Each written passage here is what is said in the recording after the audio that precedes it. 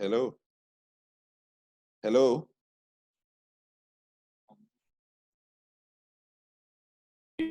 Yeah, I can hear them. Yeah, we can hear you. Hi. Hello. Should be here. Portia.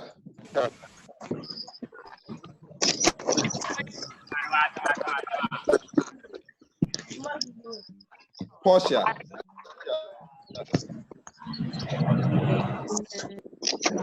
Hello? Hello. Hi. Okay, now you can hear me, please. Yes, please. Yes. Okay. Yes. All right. Please, can you all mute your microphones? Please mute your microphones. Can you please all mute your microphones? Okay, thank you. Okay. Do we have Portia on the line? If we don't have Portia, we'll...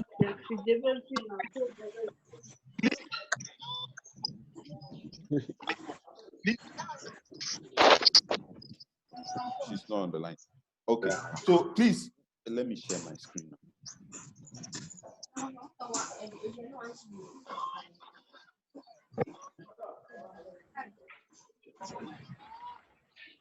Okay, so good morning once again. Sorry, apologies. We've had some technical challenges because what was happening was that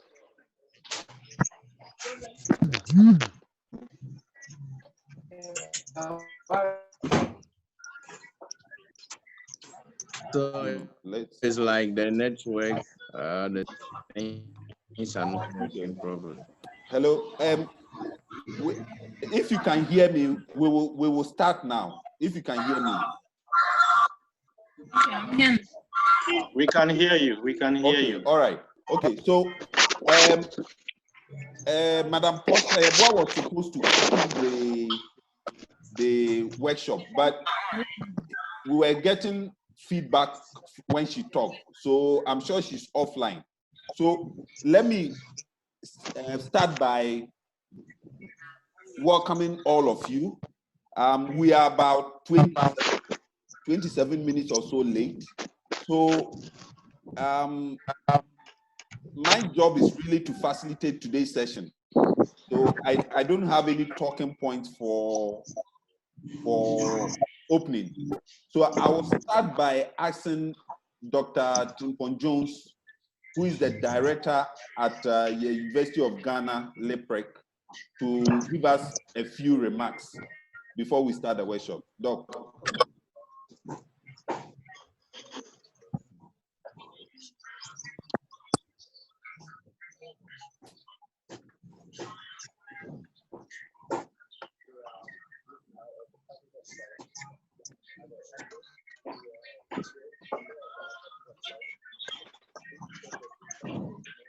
Okay. I welcome all of you to the Graduate in Agribusiness Enterprise Startup and Management Training.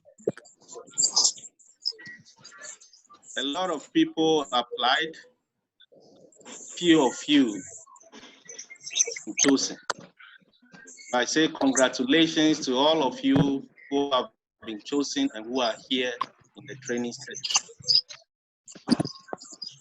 Training is going to equip you with the skills, manage, and make a livelihood in agribusiness. This training will be done in partnership with the University of Ghana, specifically the Livestock and Poultry Research Center, which is also called LIPREC. Now, the Livestock and Poultry Research Center was established in 1953, and its vision is to be a center of excellence for research and training of students, agricultural professionals, and farmers to solve the problems. What is wrong with you? Video? This is the video. This is what they are showing. Hello? Hello? Don't know you in. They don't want me to be showing. Hello? Excuse me, participants, can you turn off your audio? Can you please all turn off your audio and videos? When you do this, okay. Hello? Doc, Hello? go on. Doc, go on. Doc, go on. Okay. So the vision of the center is to be a center of excellence for research and training of students, agricultural professionals, and farmers to solve the problems of livestock and poultry in Ghana. Now, the center's mission is to conduct research into livestock and poultry for the advancement of Ghana's agriculture and to offer practical training to students, agricultural professionals, and farmers for cost-effective and sustainable livestock production. The center has several specific objectives, but two which is related to your training are: one, provide facilities for student instructions, and two, establish close collaboration with national and international institutions, NGOs, and industries with similar objectives.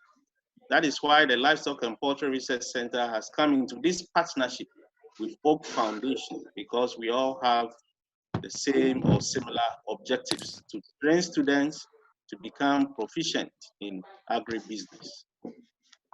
So how is LIPRIC, or the Livestock and Poultry Research Center, involved in this training?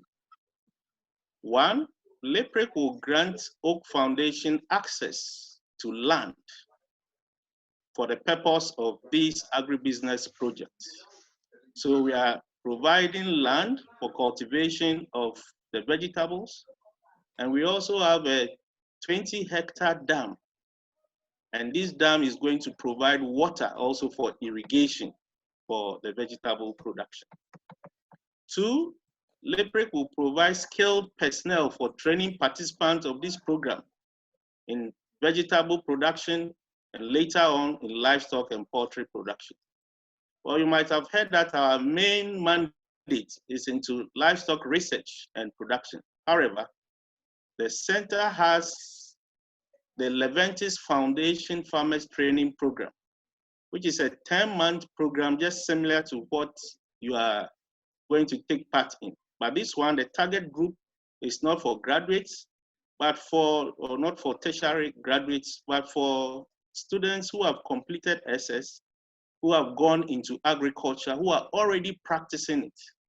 So they are selected all around the country, and they are brought and trained for 10 months free of charge, so that they'll gain the expertise in livestock production. However, there is also a vegetable component in this training. So the personnel who do the training in vegetable production are the ones that are going to help in these very projects that we are beginning today. LIPRIC is also to support the project with hostel facilities, so that those of you who are chosen will be at the center and where you have your land, so that you can be close to your plots and be able to do your vegetable production. And fourthly, the center will also provide skilled personnel to mentor graduates of the program for 1 year. So after you have gone through your training, there will still be mentorship for a whole year, and we have personnel from LIPRIC who will be responsible for that. Now, why take this initiative, or why are you to take this initiative seriously? Ghana today has 9 public universities, 7 quasi-public and professional institutions, 3 public colleges of agriculture, 65 private tertiary education institutions, 10 polytechnics, 37 public colleges of education, 5 private colleges of education, and 30 nursing training colleges, all together making 166 tertiary education institutions. All of you, after graduating, compete for the non-existent jobs in the public sector. The result? Graduate unemployment. So it has gotten to the stage where we even have unemployed graduates associations. This is an opportunity for you to employ yourself and even employ others. So you are to turn the story around. You are to register businesses, vegetable businesses, carrot businesses, cabbage businesses, and not to register unemployed graduate associations. So I wish you all the best in your training, and I look forward to seeing those of you who will make it to the next stage. And I thank you for your attention. Okay. Thank you, Doc. Thank you very much. Portia.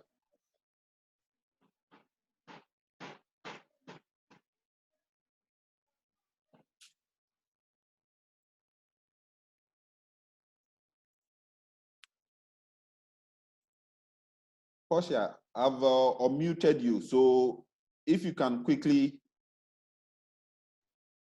give us your remarks. Okay, I hope this time the voice wouldn't be repeating itself. Yeah, we've determined what the fault was.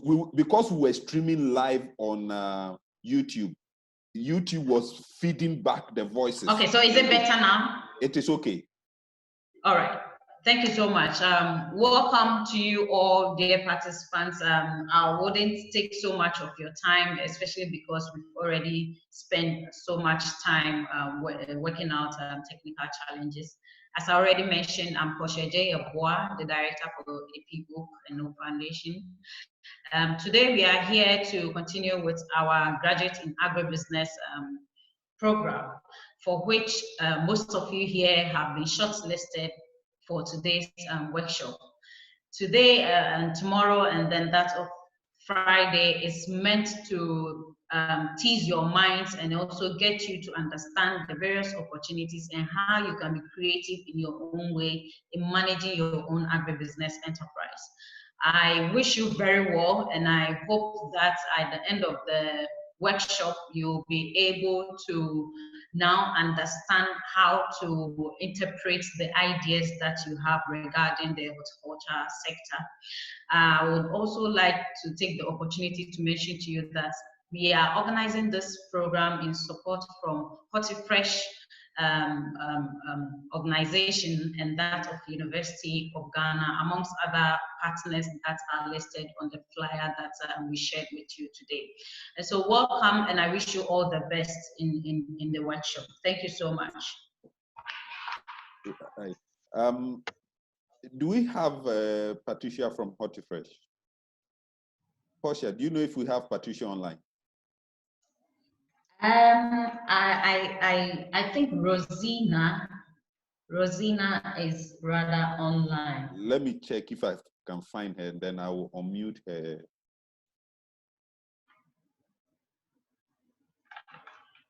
I think you can just let them send you a chat if they are available, so you could quickly get them unmuted. If there's a rep from HortiFresh, can you please alert me so that I unmute your mic? Otherwise, we'll get everybody talking and then the feedback comes back.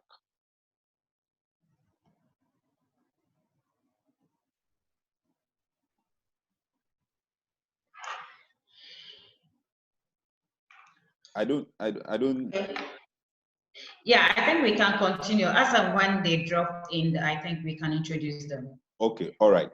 Okay, then I think that is good to start now, right? Yes. Okay, I'm sharing my screen. Can you all see my screen? Can you see it?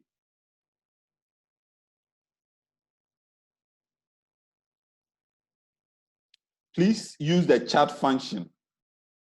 Please use the chat function to indicate if you can see the screen.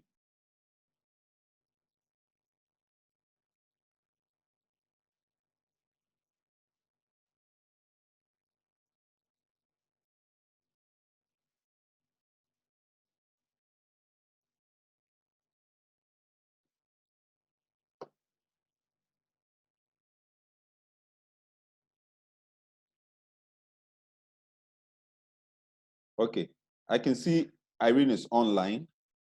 I'm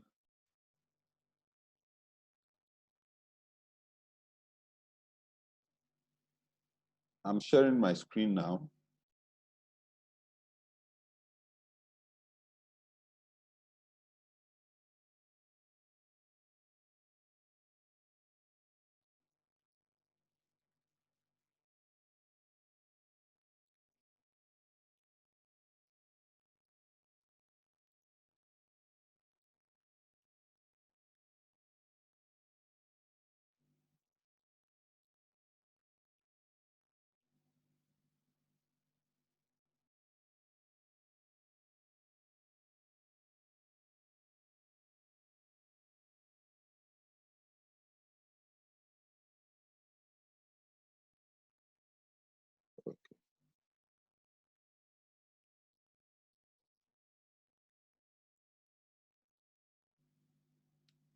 I've typed asking. Yes, okay. So if you can see, then that's fine. We can go on now. Okay. So a few ground rules for today. The first ground rule is that please, when you join the forum, ensure that your microphone is muted. Because we are getting a lot of background noises, it tends to distract. So please ensure that your microphone is muted. And then for those of you who are on video currently, unless you're one of the facilitators like myself, Doc, and Portia, I would encourage you to disable your video, because you tend to eat more data when you use video, and rather use audio for now. At the appropriate time when we need you to show your face, we can ask you to activate your video, please, just so that you save data. And if for any reason our electricity supply drops, please allow us 10 minutes to reconnect. Okay. As I indicated, please try and disable any video streaming and utilize only audio and the chat functions for now. And try, as related to the issue of the video again, if you're on video, please ensure that you are appropriately dressed, and also ensure that you don't showcase anything that would compromise your privacy or security. And please, I cannot reiterate this enough. Please mute your microphones until we invite you to make a contribution. This session would be interactive. I intend, because we were supposed to do this as a live session, face-to-face session, we have structured the workshop in that manner. But based on the challenges that we've had with COVID-19, we've had to use this format and all the challenges that it presents. So please bear with us as we get to grips with these challenges as we go along. But as much as possible, we'll try and make this interactive so that we will all learn. The format of the session is that we'll have 45 minutes of discussions, and then within every hour, we'll have one comfort break, okay?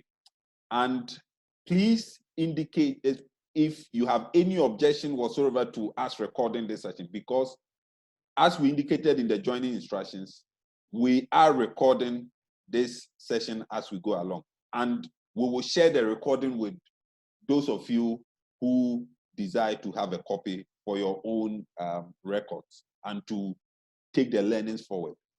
So let me start by setting the context for today's session. So at the end of today, what we hope to achieve?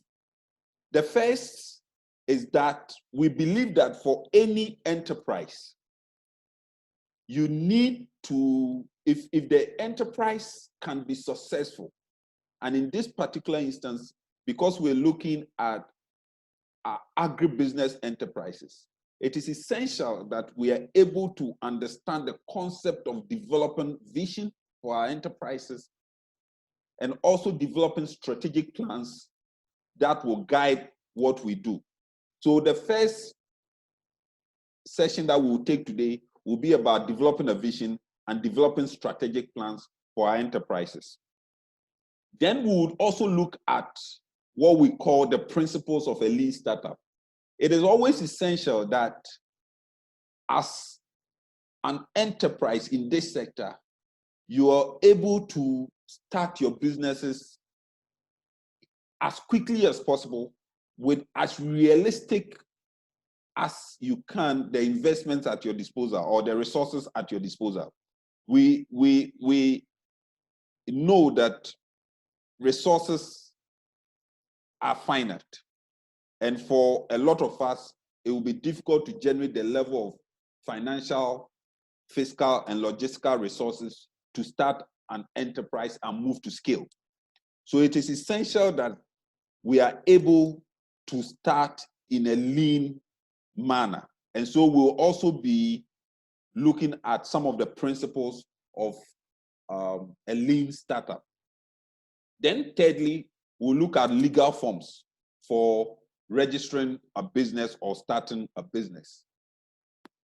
One of the things that most enterprises face is uncertainty. And if we really don't need to look far for examples, because you can tell that COVID-19, for instance, has dealt a blow to a number of businesses in Ghana, if not every business.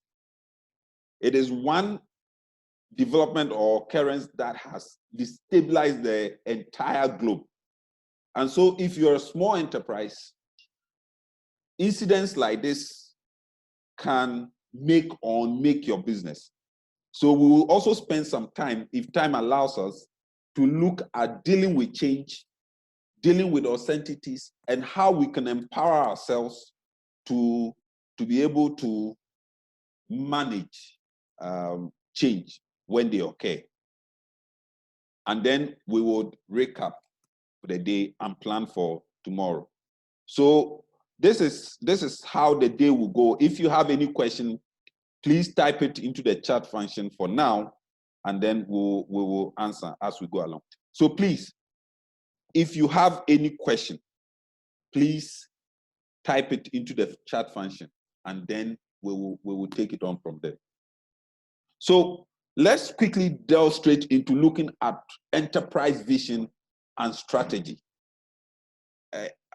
This session is essentially to enable us how to develop a vision and how to develop strategies for our enterprises, for our agribusiness enterprises.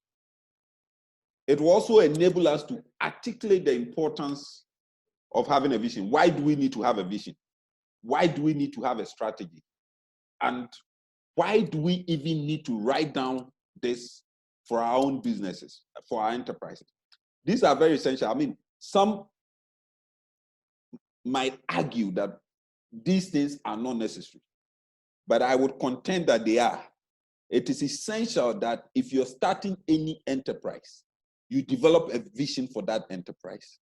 You are able to articulate clearly to yourself, to your team, to your potential investors, what constitutes your vision, what constitutes your strategy, and how you're going to deliver. Okay?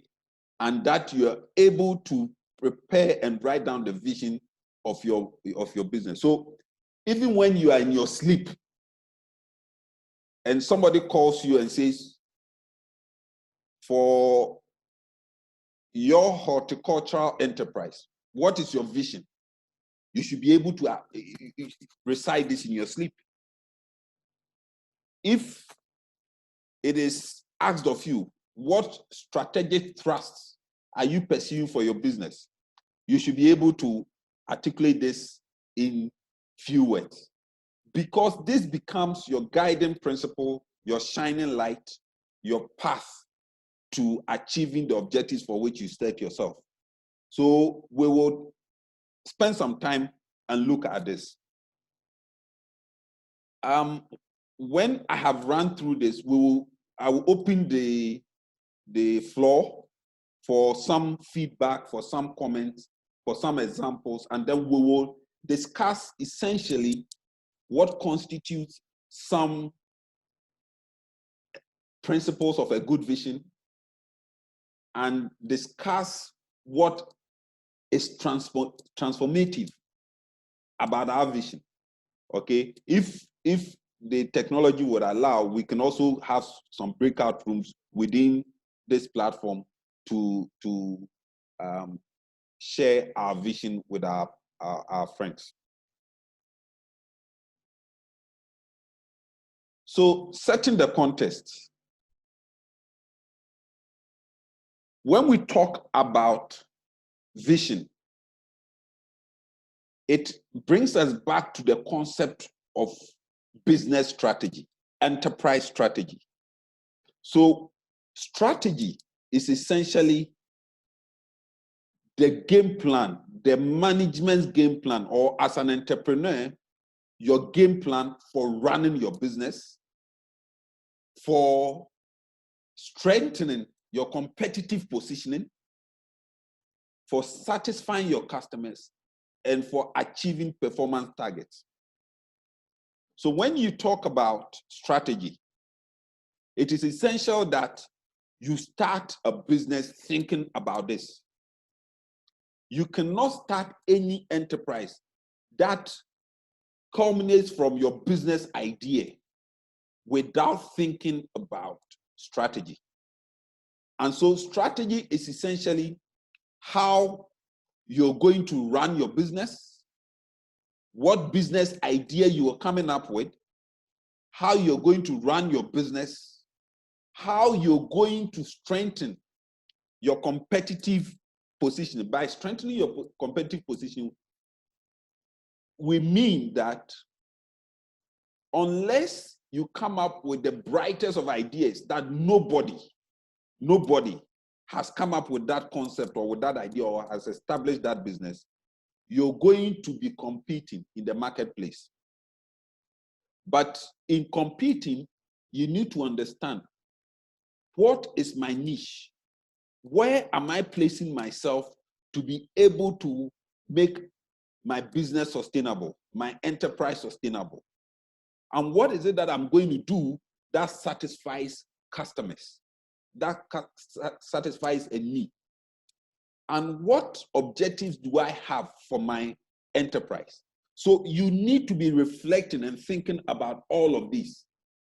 You cannot start a business or any enterprise without spending time to reflect over this. Then you don't have a business. The fact that you have an idea, you have a concept, does not mean that you necessarily can set up an enterprise if you do not go through this conceptualization of converting your business idea onto a sustainable operation, okay, that delivers value, that generates income. So that loop is what your strategy is about. So to recap, your strategy constitutes the ideas that you have for converting your business idea, the concept, what you have in mind, from idea to operation, from idea to entity, okay? And when you've done that, what ideas do you have for running the business, for being competitive, for satisfying customers and satisfying needs, and for achieving the objectives or the targets that you set for yourself? So when we talk about business strategy, there are three big questions that we need to answer. Okay, so how do you develop a strategy? How do you develop a strategy for your enterprise? In doing that, you have to answer three questions. Where are you now? Where is your business idea now? Where do you want to go?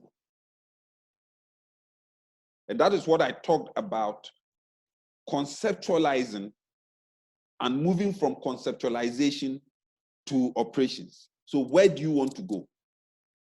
And how do you get there?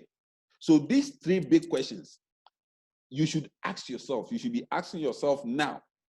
Because one of the things we're going to ask of you after this session, when you pitch your business ideas, is to be able to tell us, what is your idea? Where are you with your idea now? Where do you want to go? And how are you going to get there?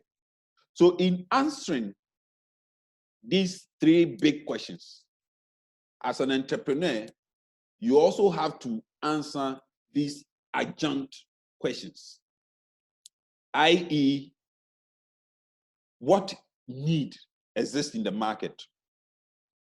Because if you can identify and focus on a need, you'll be able to figure out what is a good gap in the market. So the answers to these questions, the five, questions that you can see. The house. So how do you get there? And how you get there is first by establishing what need exists in the market, who are my customers, how will I serve them, and how will I meet their needs? How do I intend that my business will grow? How will I delight my customers? How will I out-compete my rivals?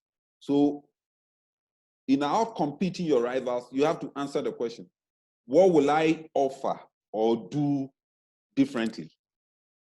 And so long as there are changes in the market, dynamics in the market that occasion change, how do you respond to these changing dynamics? And how do you achieve your objectives?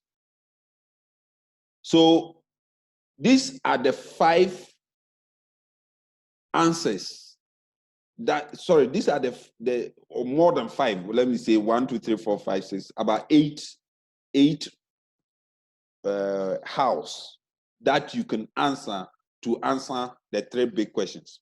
So please reflect over this, because it goes to the very heart of your business. So try and be thinking constantly about this. Okay, it's very, very important that you're able to think about this. I will stop here, and if you have any questions, I'll be happy to answer. You can type your question. I will open the mic now, and then if you have any question to this point, I will be able to.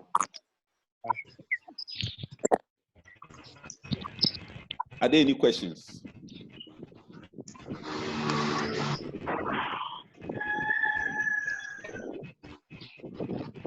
You can also type in the chat function if you have a question.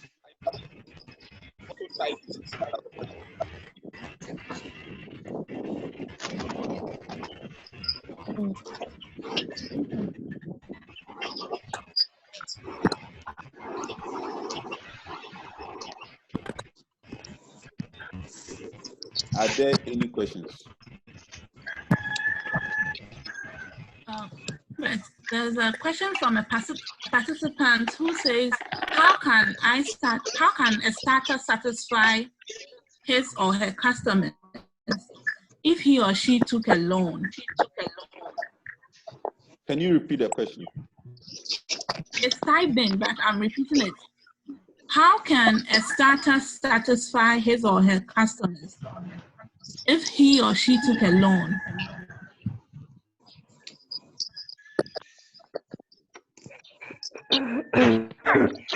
Okay, so I want to take the questions one after the other. So if you can, if there are other questions, I'll be happy to take on rather than other questions.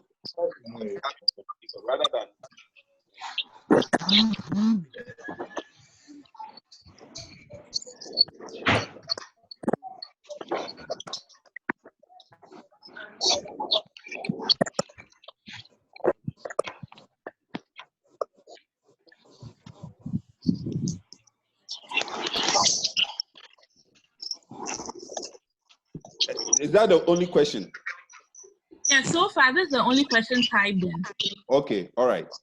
So it says, how can a starter, I suspect it means a startup, yes, satisfy his or her customers if he took a loan? Okay, I can see Madeline. Madeline has a question. So Madeline, please go ahead.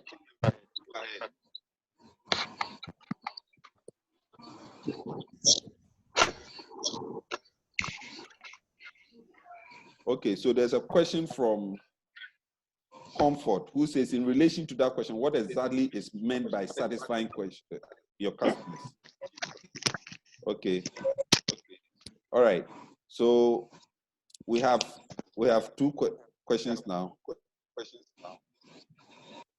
Okay. So related, Princess is also saying, can you elaborate on how to delight your customer?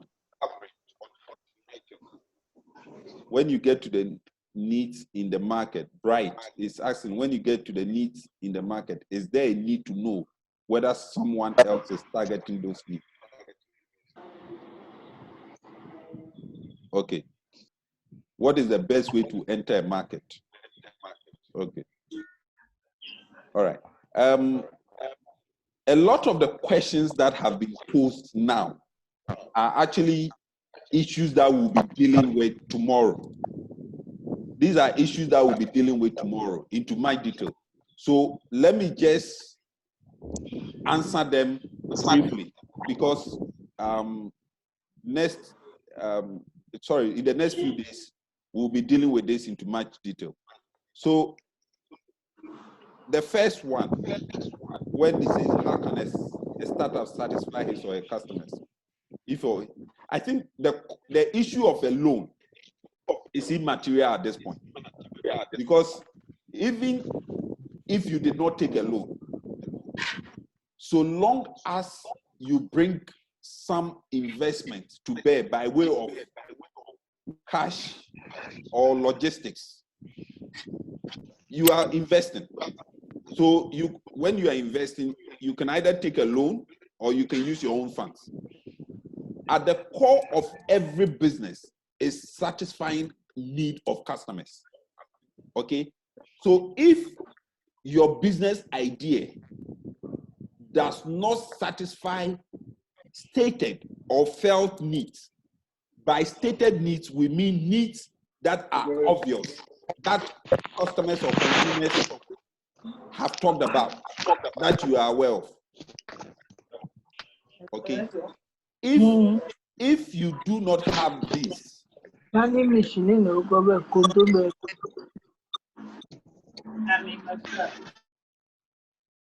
if you do not have this, then it becomes difficult. It becomes very difficult to even have a viable business. So it is important. And tomorrow we'll spend time to talk about identifying needs. Because for me, it is the heart of every business. If your business can satisfy a need, you will be able to be successful. It's very important. Let me answer the other questions. But I keep saying that tomorrow we will go into much more detail about this concept, because it looks like most of the questions are around this area. Okay. Comfort asks, in relation to that question, what exactly is meant by satisfying your customers? Satisfying your customers is satisfying your customers' needs. Okay? The late Steve Jobs, who introduced Apple, who innovated and brought Apple, iPhones, iPad, and so on and so forth. One of the things he said is that when you start a business and you want to be successful, do not focus on making money. If your focus at starting is to make money, you will fail. Money is a necessary outcome of business. When you start a business, you want to make money.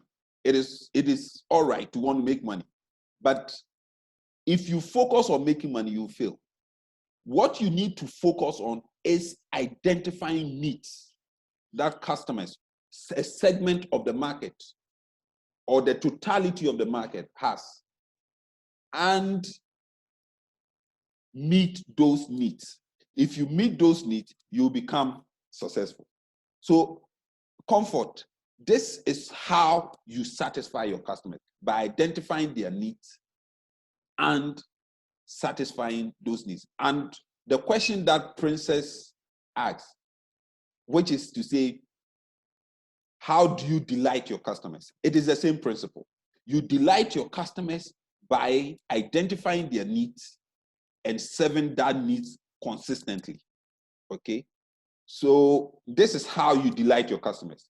If you can identify their needs and set up your enterprise to meet those needs and meet those needs consistently and do it well every time, you will be successful. And that's how you delight your customers.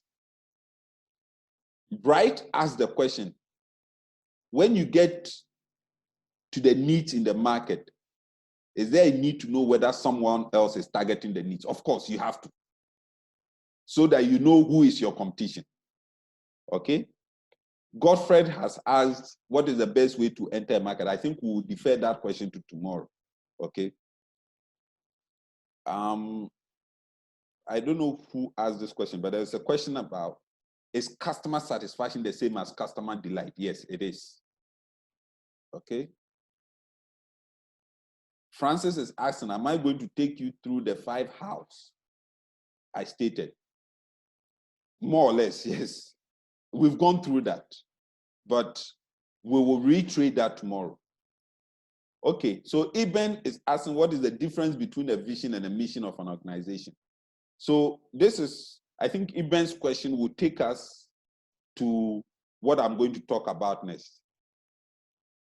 So please, Madeline is asking, please, about the need in the market. Is it just the gap in the market, or it also includes identifying a problem and solving it from scratch?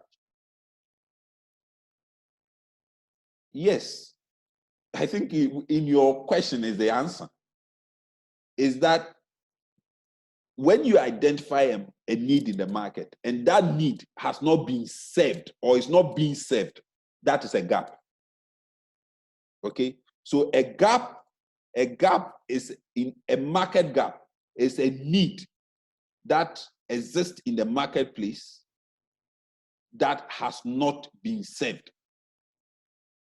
Okay, and so if you can identify that problem, that need, and solve it, then of course you are meeting a need in the market.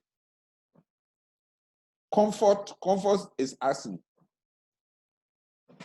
Comfort, I'm not sure, I don't understand your question. So they need this particular vegetable at a certain cost, which may cause, I really don't. Comfort, you need to come back. I don't understand your question. Eugene is asking, please, my question is that should you always have to look for pressing needs, or you can go to the market with a competition mindset? Yes, both. You can. You can go looking for a pressing need, or you can go into the market with a competition mindset. Both are correct. So let's, I'm happy to take your questions. Please let them keep coming. Some of the questions, as we go along, we will address them. So please, if I don't answer any question now, don't be too worried. We will address them as we go along, but keep your questions coming, okay? All right, so the question that Eben asks then moves us straight from the conceptualization of business strategy now to focus on what we mean when we talk about vision. Business strategy, developing a strategy, starts with a vision. Okay? So let's look at Manchester United. Manchester United says they want to be the best football club in the world, both on and off the pitch. Okay, so vision is an articulation of why you exist. Okay, it's a short statement that brings to bear the elements of your mission, why you exist, what you exist to do, how you aim to do it, and how you go about doing it. Okay, so when you reflect over your enterprise, it must be, your vision must be a short and succinct statement that encapsulates or captures everything that you're about. Okay, and that's why I gave the example of Manchester United. the football club, to be the best football club in the world, both on and off the pitch. So when you ask any Manchester United person, why do you exist? Okay, why do you exist? It says, we exist to be the best football club in the world. And therein you see their goal, their ambition. What is the ambition? To be the best football club in the world. Okay? And how they want to do it is by being the best both on and off the field. Okay? So that clearly states that when you talk about vision,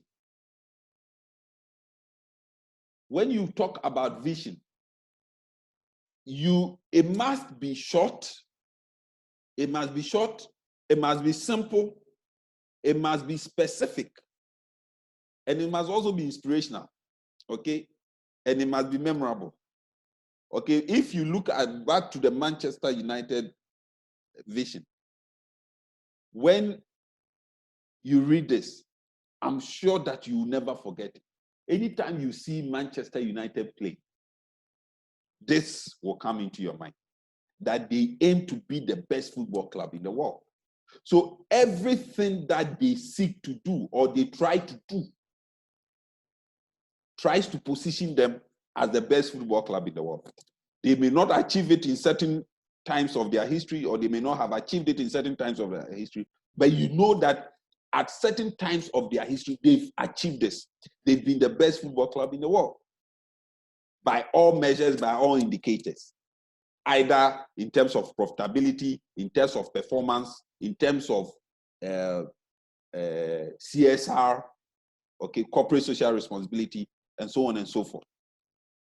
All right. So let's bring it home. Begin now, as you listen to me, to think about the vision for your own enterprise. Because you are here because you've joined this program because you want to initiate your own enterprises and start your own agribusinesses. Okay? So begin to think, begin to reflect over what vision do you have? Okay, what vision do you have? Because we are going to ask you this. Okay, so reflect over it. What vision do you have? Why have you set up your business? Why do you exist? And that's your mission. Why do you exist? Why does your enterprise exist? What do you exist to do? Okay, when you reflect over your vision, some of the questions that you have to answer to yourself is that, why do you exist? And what do you exist to do? When I mean by why do you exist, it's not you as an individual, as a person, because you're already in existence once you've been created. What I mean is that the business idea that you want to convert into an enterprise, why does that enterprise seek to exist? And what do you seek to do? What are you existing to do?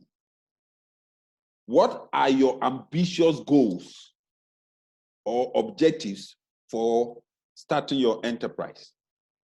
And what is your grand plan? How do you aim to get there? Okay? So you need to follow this logically to be able to articulate or form your vision. Okay? It's very, very important. Now, when you talk about a vision, what is the criteria for a good vision? And I've talked about this, or I've mentioned this. Like I said, it has to be short. It has to be very succinct. It should not be a long, winding statement. Okay? If I ask you, what is the vision of your enterprise? The vision is your signpost for the future. Okay, it's the signpost for the future. When you close your eyes, so assume that or imagine that you're lying in your bed or seated comfortably, your eyes closed, and you are envisioning your future, the future of your enterprise. What comes into your mind? What is the dream? What is the big dream that you have for your enterprise? That is the starting point for developing your vision. And this is not an academic exercise. It is essential that you do this, you go through this mind processing, because it becomes the signpost that you and the people you work with in your team and anybody that you even want to go and borrow money from or ask to invest in your business, this is the dream that you have to sell to them. Because if you come to me for a loan to start your business, the first thing I want to do is to know, what are you going to do with the money? Where do you want to get to if I invest in your business or if I give you a loan? So you must be able to articulate clearly what is your dream for your enterprise. So 20, 30 years down the line, where do you want this enterprise to be? What do you want it to grow to? So you must go through that mind mapping and articulate in very simplistic terms what that vision, what that dream is. And I've said that in order to develop the vision, you need to reflect over what we call your mission, your objectives, your strategy, and your tactics. What we call the most, okay? Your mission, your objectives, your strategy, and your tactics. Some people call it the V most, all right? But simply put, it is why does your enterprise exist? Or why are you, what is your business idea about? Why does it exist? What do you want to achieve? And how are you going to get there? And that is what you need to do to build your vision. Okay? So please bear in mind that when we talk about vision, the criteria for a good vision statement is that it must be short, it must be simple, it must be specific. So it leaves no room for ambiguity. And it must also inspire. It must inspire the people, your team. It must inspire an investor. It must even inspire a banker to see reason to put money behind your dream. And it must be memorable. Okay? So we will go on a short break. We'll take a 5-minute break. It's 11:20 now. So let's take a stretch. But while you're taking a stretch, please put down a vision for your enterprise. For those of you who are groups, who are in this competition as a group, you need to get together one way or the other as a group. I don't know how, maybe you do a conference call offline to agree what your vision is. I'm going to ask a few of you if you are ready to share with us your vision. But before we go on, let me give you some examples. And this is not intended that you go and copy these examples, but that you are able to get the right frame of what constitutes a good vision. So if you take Sony, which was set up in the 1950s, then the vision was to become the company most known for changing worldwide poor quality of Japanese products. In 1950, their vision has changed now, but I bring what their 1950 vision was. So you know that when you have a vision that is well captured and well articulated, it helps you. That's why I said it's a signpost. So in the 1950s, Sony was a very poor brand, just like Samsung a few years ago. Samsung was known to be a very cheap brand. Okay, in the 1950s, that was how Sony was perceived. Nobody would touch Sony because it was the Japanese product. Today, we make the same assumptions about Chinese products. So when most of us are quite familiar with phones, so we say, I don't want Huawei. Yesterday, I was with a friend going to buy a phone, and she said, as for me, I don't like Huawei. I want Samsung. But a few years ago, you could say the same thing about Samsung. Today, Samsung is the household name, is what is the fastest selling phone. Ask yourself where Nokia is. Nokia is dead.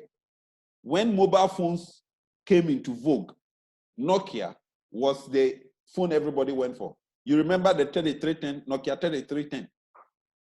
It was the must-have phone. Today, where is that phone? Okay, so Sony in the 1950s had a similar problem facing Japanese products, and they said they want to be the company most known for changing the worldwide perception of Japanese products. Okay, now look at Coca-Cola.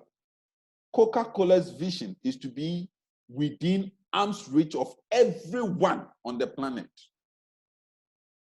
A Coke within arm's reach of everyone on the planet. So what they seek to do is to say, if for everybody on this planet, you must have a Coke within an arm's reach. Meaning that when you are thirsty and you lift your eyes, you must see a Coke. Look at Komatsu. Komatsu is a earth-moving equipment brand. They are into tractors and so on. Look at their vision. Their vision says encircle caterpillar. Encircle caterpillar. That is their vision. But their vision is made up of 2 words, just 2 words. That's about the shortest vision that I've seen. Encircle caterpillar. Now, what they mean by encircle caterpillar is that Caterpillar is the renowned earth-moving brand, earth-moving equipment brand, okay? We all know Caterpillar. In fact, Caterpillar has become the generic name for earth-moving equipment, but it's a brand name. When we look at tractors, we look at, what do you call it? Excavators, dredgers, and so on and so forth. All those earth-moving equipment have a brand. We call them Komatsu, Caterpillar, and so on and so forth. Different organizations have this. But Caterpillar is so dominant that they've even become the generic name, to the extent that anything we see, any earth-moving equipment that we see, we say Caterpillar. But that's a brand name. It's just like when we see toothpaste and we say Pepsodent. So you see Colgate toothpaste and say Kofa Pepsodent na bread. Meanwhile, you are referring to Colgate. Now that's how dominant brands can become. So Komatsu, which is a competitor to Caterpillar, says our vision is to encircle Caterpillar, meaning that our vision is to make sure that we will be more dominant than Caterpillar, because Caterpillar is the biggest brand of earth-moving equipment. Okay, and when we come to the public sector, Ministry for Public Sector Reform in Ghana says our vision is to achieve efficiency of resource use comparable to the private sector. Okay, because we all know that the public sector is touted to be one that is of generous waste, it's not efficient, you can't get anything done, it's wasteful, and so on and so forth. So public sector reform aims to bring to the public sector the efficiencies of the private sector. And that's their vision. So let's take 5 minutes. It's 11:25. Let's take 5 minutes. We come back at 11:30. You don't have to log off. It's just to stretch your legs a bit, take a sip of water, and then at 11:30 on the dot, we continue. Thank you. And in the meantime, you can also keep your questions coming. If you have any questions, you can have them coming.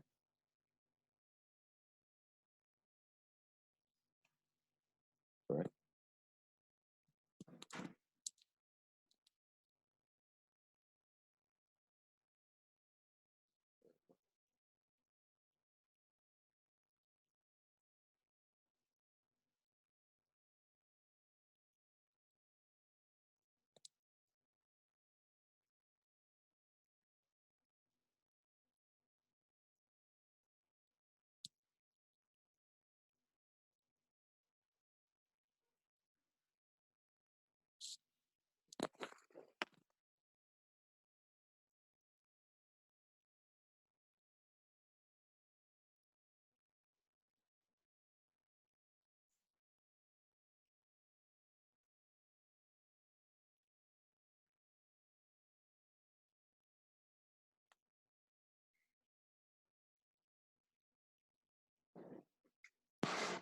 Oosh. I need water.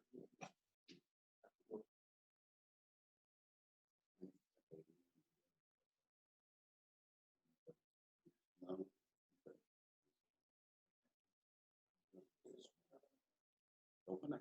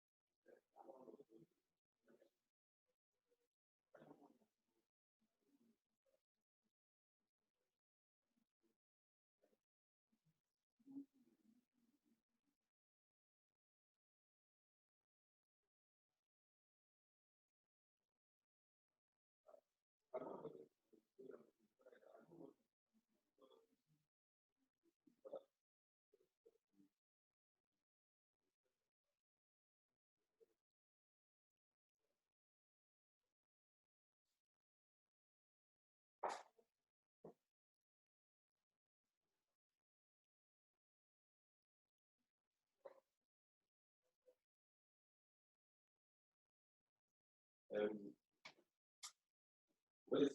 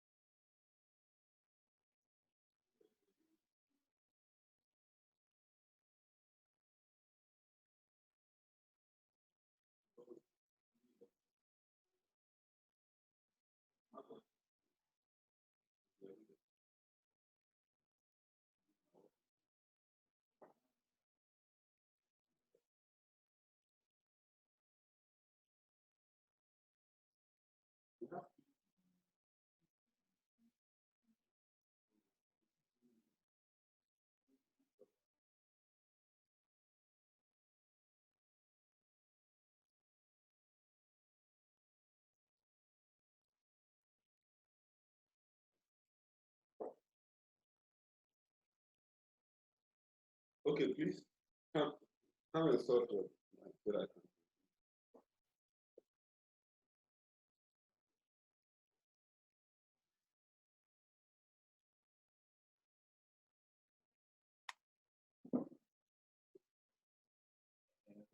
Is it possible that you can make it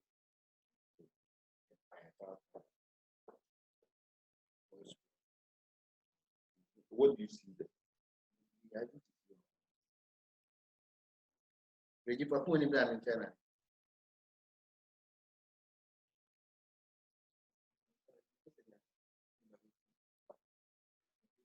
Yeah, I'm admitting that.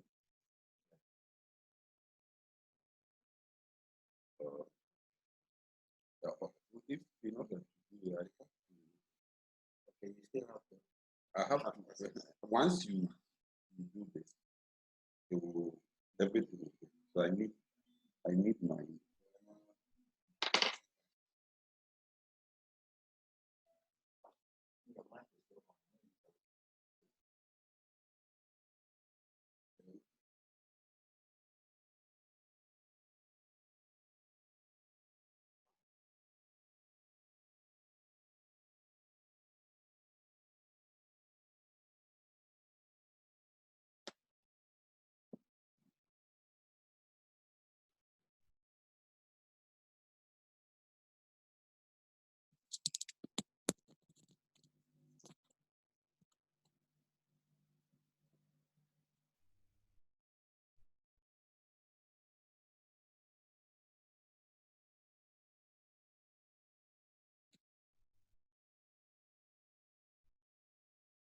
Okay,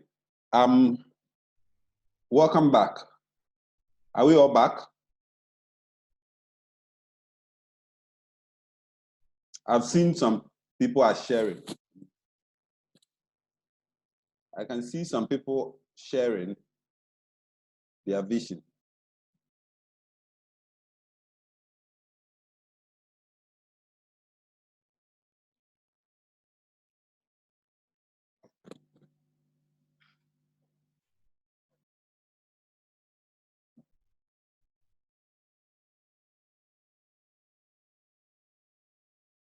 I'm going to ask a question so that you take a poll.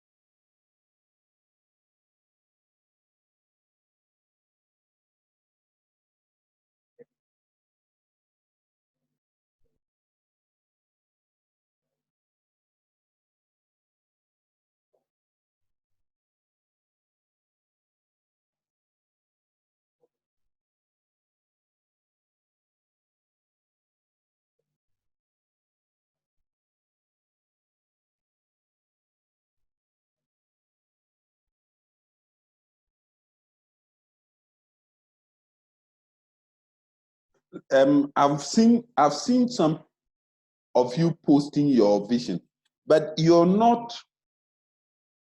looking at the principles. Okay, if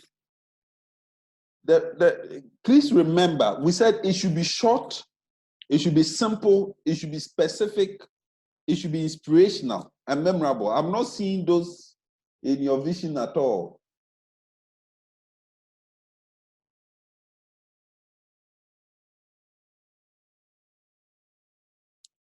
This requires a lot of more work, more work. We need to go back to this. Listen, your vision must be short. If it's too long, the meaning is lost. Okay? It must be specific. If you say your vision is to be the hope for the youth, if you say my vision is to be the hope for the youth, Michael J, my vision is to be the hope for the youth. How specific is that? So are you providing hope for the youth in football? In what? So it lacks specificity. Okay?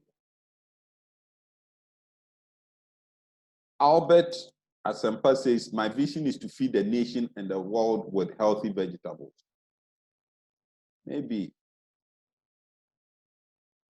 But it must have meaning. Nina, to encircle farm products to the world. It means what? What does it mean? Okay, so again, if you provide a vision that lacks meaning or specificity, okay, so try and make sure that you tick all the boxes.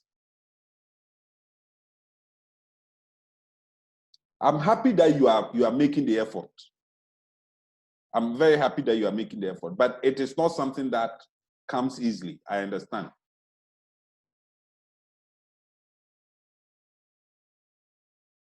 My vision, bright. My vision is to make Ghana the largest producer of yam in the world. Again, it's a bit.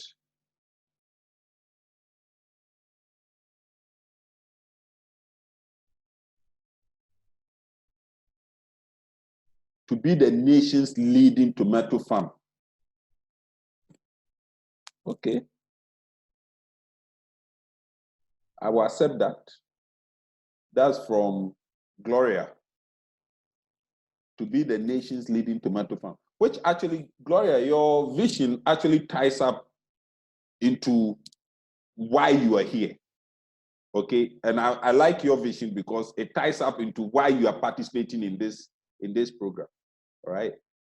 So Abigail is also Abigail Akosia is saying, your company, VegiFresh, our vision is to ensure all year round availability of fresh vegetables.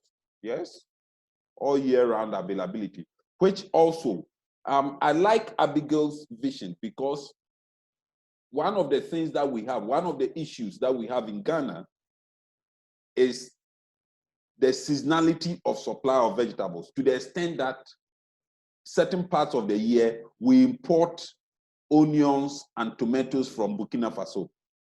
So if Abigail's vision, VegiFresh, your vision is to ensure year-round availability of fresh vegetables, I think that it's good. It's good. To be, Godfred is saying, to be a world brand in vegetables production. It needs a bit of work. Nefos, just like VegiFresh, says, my vision is to produce good and healthy vegetables for my country. No, that's Abraham. Nefos says to produce and supply fresh vegetables to the whole country. Madeline, my vision is to be the world's sustainable producer of organic food, serving quality, promoting the health of humans and the environment. It's okay, except that you need to make it a bit more simple. Because you see, if you are sleeping and I woke you up and I asked you, Madeline, to give me your vision, by the time you go through this, you would have confused yourself.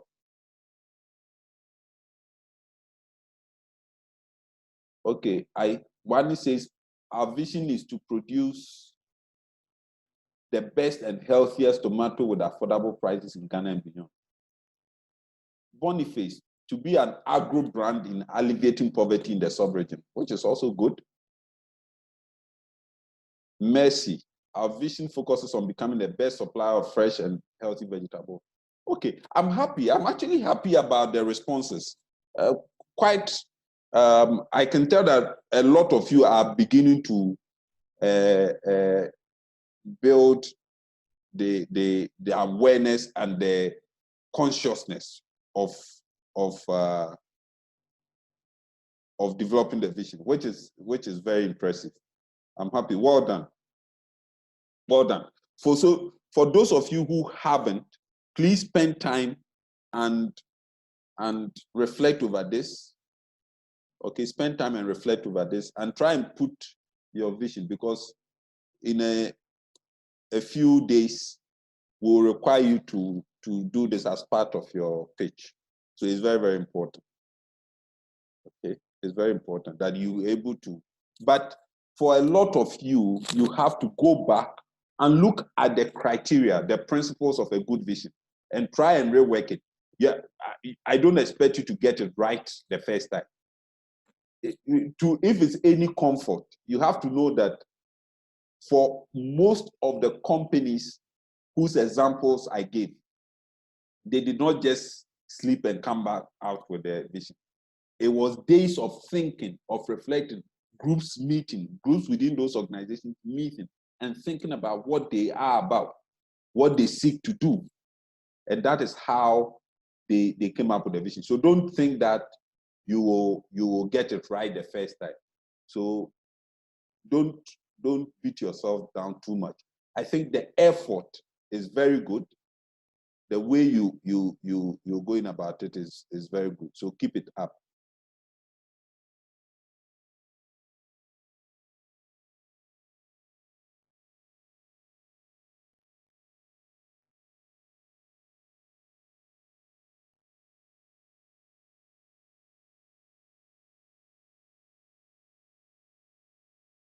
I seem to have gone off.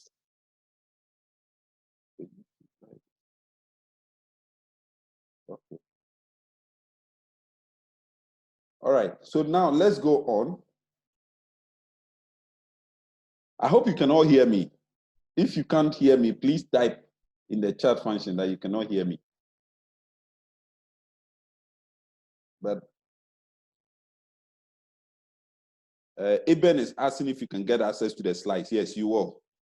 Okay, so I'm happy that you can hear me. So please you can take notes, but don't struggle to take copious notes. We'll give you the slides after. Eunice, whose enterprise is Danny's Organic Vegetable Farm. Affordable and wholesome vegetables at the doorstep of every household. Very good. It needs a bit of work. Eunice, yours needs a bit of work, but I can see the gem of the elements that we talked about. Affordable and wholesome vegetables at the doorstep of every household.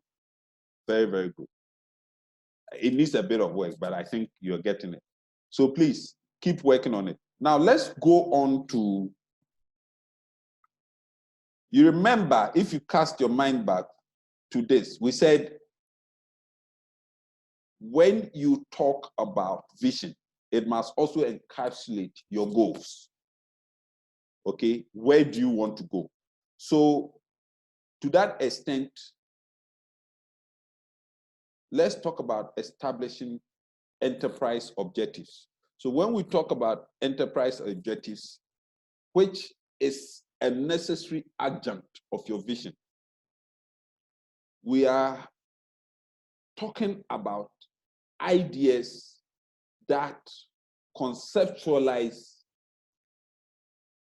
your organizational outcomes, your results, your business results.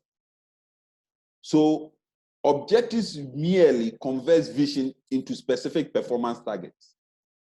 And this can fall into two, or normally fall into two: your financial objectives and your strategic objectives. So when we talk about objectives, you have your vision. Your vision aims to supply quality vegetables all year round. Okay? So that's your vision. Or to bring quality vegetables to the doorstep of every Ghanaian. Okay, so for some of you, you've indicated that your vision is to bring quality vegetables to the doorstep of every Ghanaian all year round. Delivering quality vegetables to the doorstep of all Ghanaians all year round. So you see, I'm also trying to build a vision out of some of your examples. So if this is our vision, in establishing our objectives, we need to then reflect over how we convert this vision of bringing quality vegetables to the doorstep of every Ghanaian all year round. How do we convert this vision into specific performance targets? And this constitutes our objectives. So your objectives then would be your financial objectives and your strategic objectives. So by strategic objectives, we mean what are you delivering? What are you doing? Okay? And how you're doing it. Financial objectives means what are you deriving by way of value in monetary terms? So elements of either revenue, elements of profitability for yourselves and for your partners or for your investors, principally.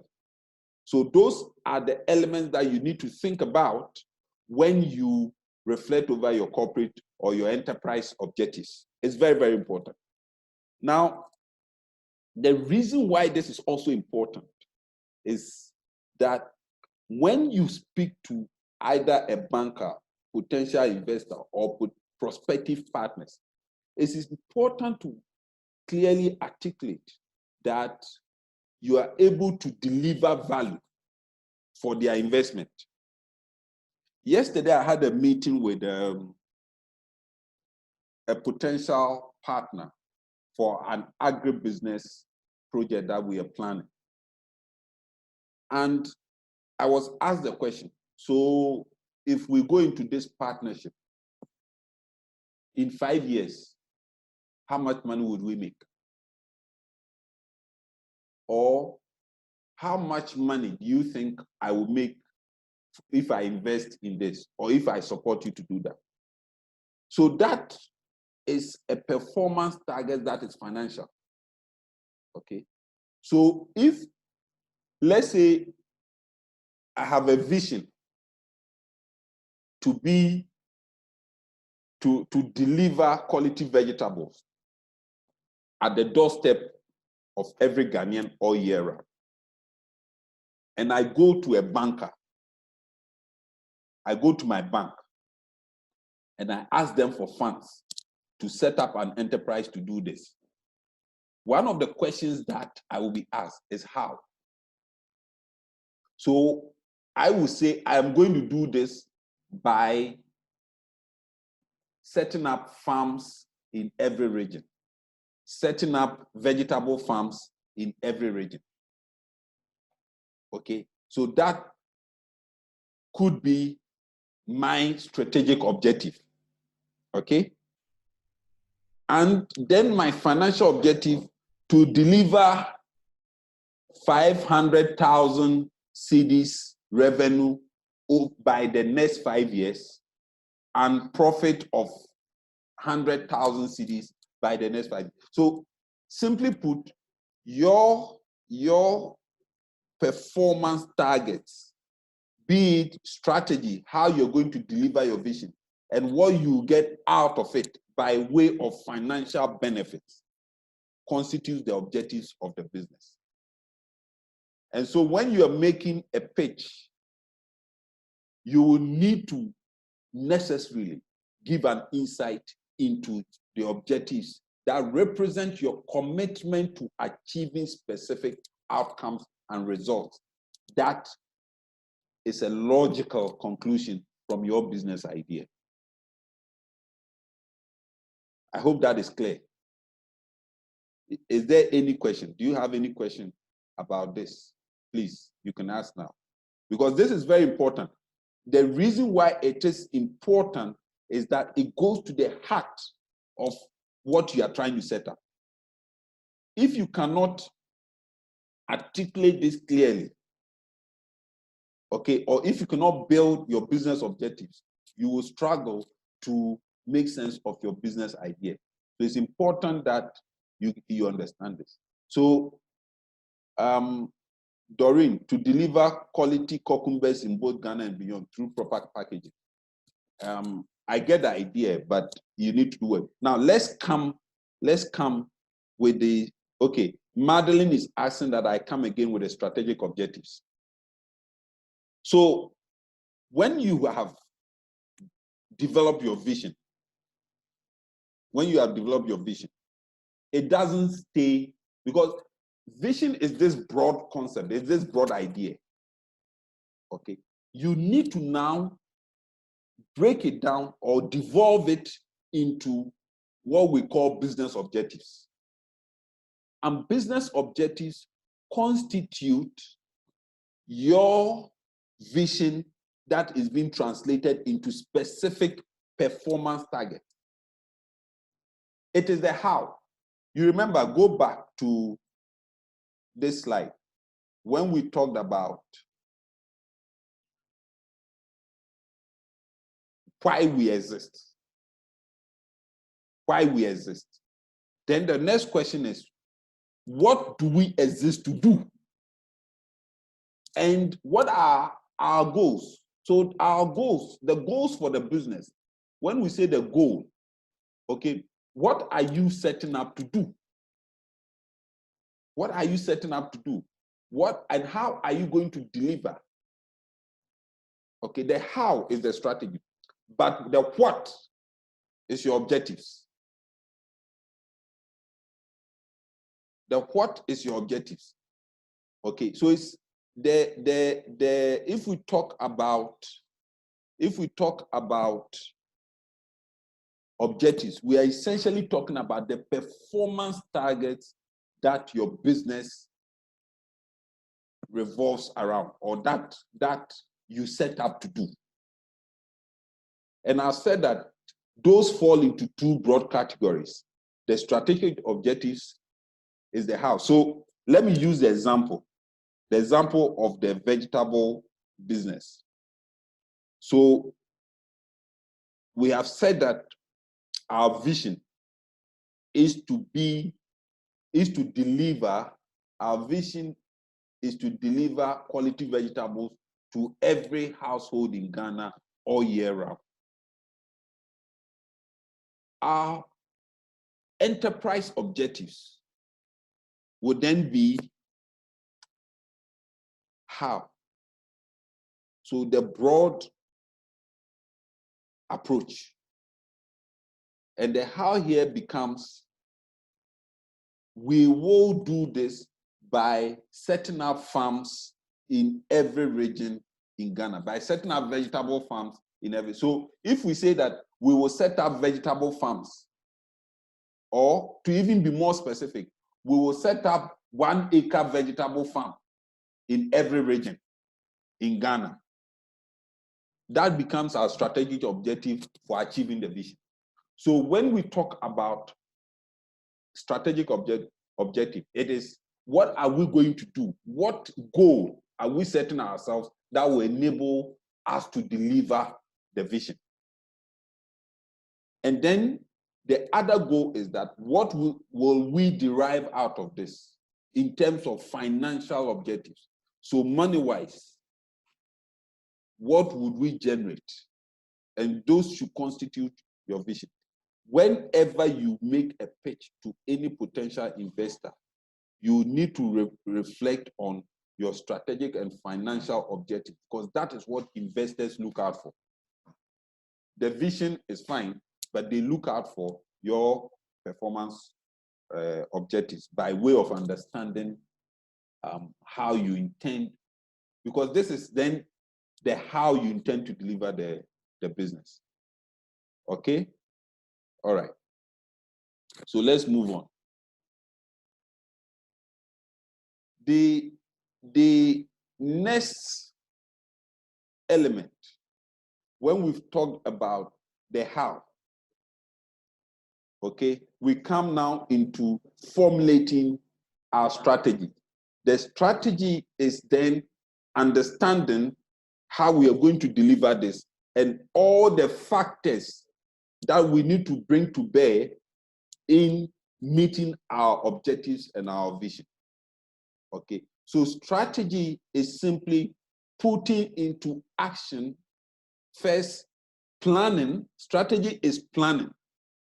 Okay, strategy is planning the how, the objectives, planning to deliver the objectives, okay, and putting that plan into implementation.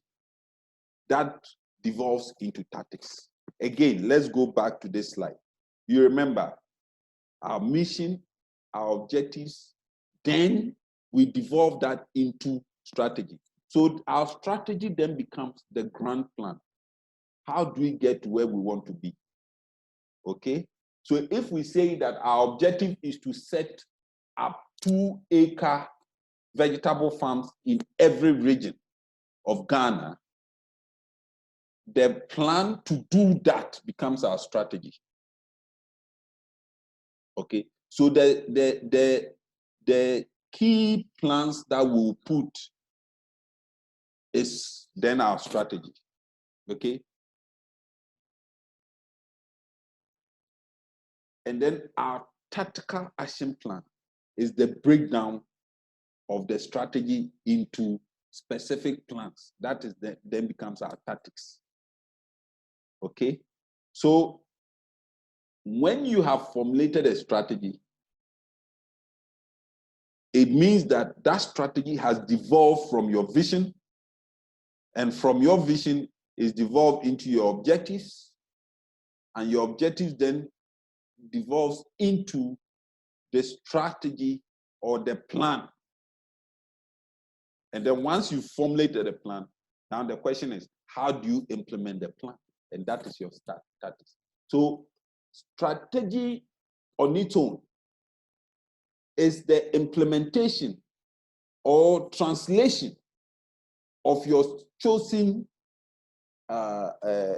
strategic thrust or your strategic objective into your enterprise actions so that you can achieve your goals.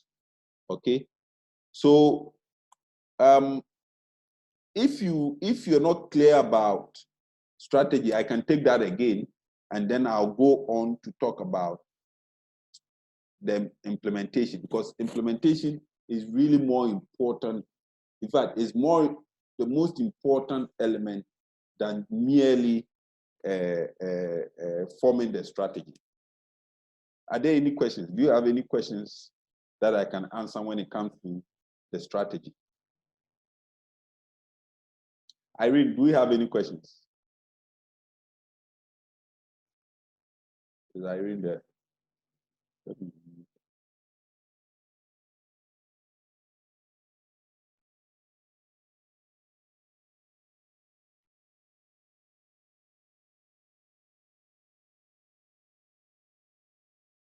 Okay, there's a very good question from Daniel. There's a very good question from Daniel. How will one know that his or her strategic objectives correspond with the vision at hand?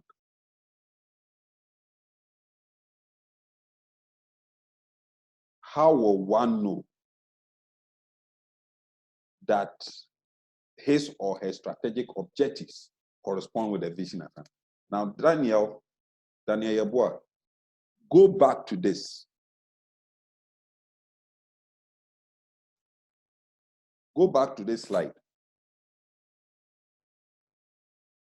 Look at the Manchester United vision to be the best football club in the world, both on and off the pitch. Now, if you look at this vision of Manchester United, and then tomorrow Manchester United started growing potatoes. Would that speak to the vision? Would that be speaking to the vision? Okay. So in answering your question, if you have articulated a vision, then your objectives and your strategy must align.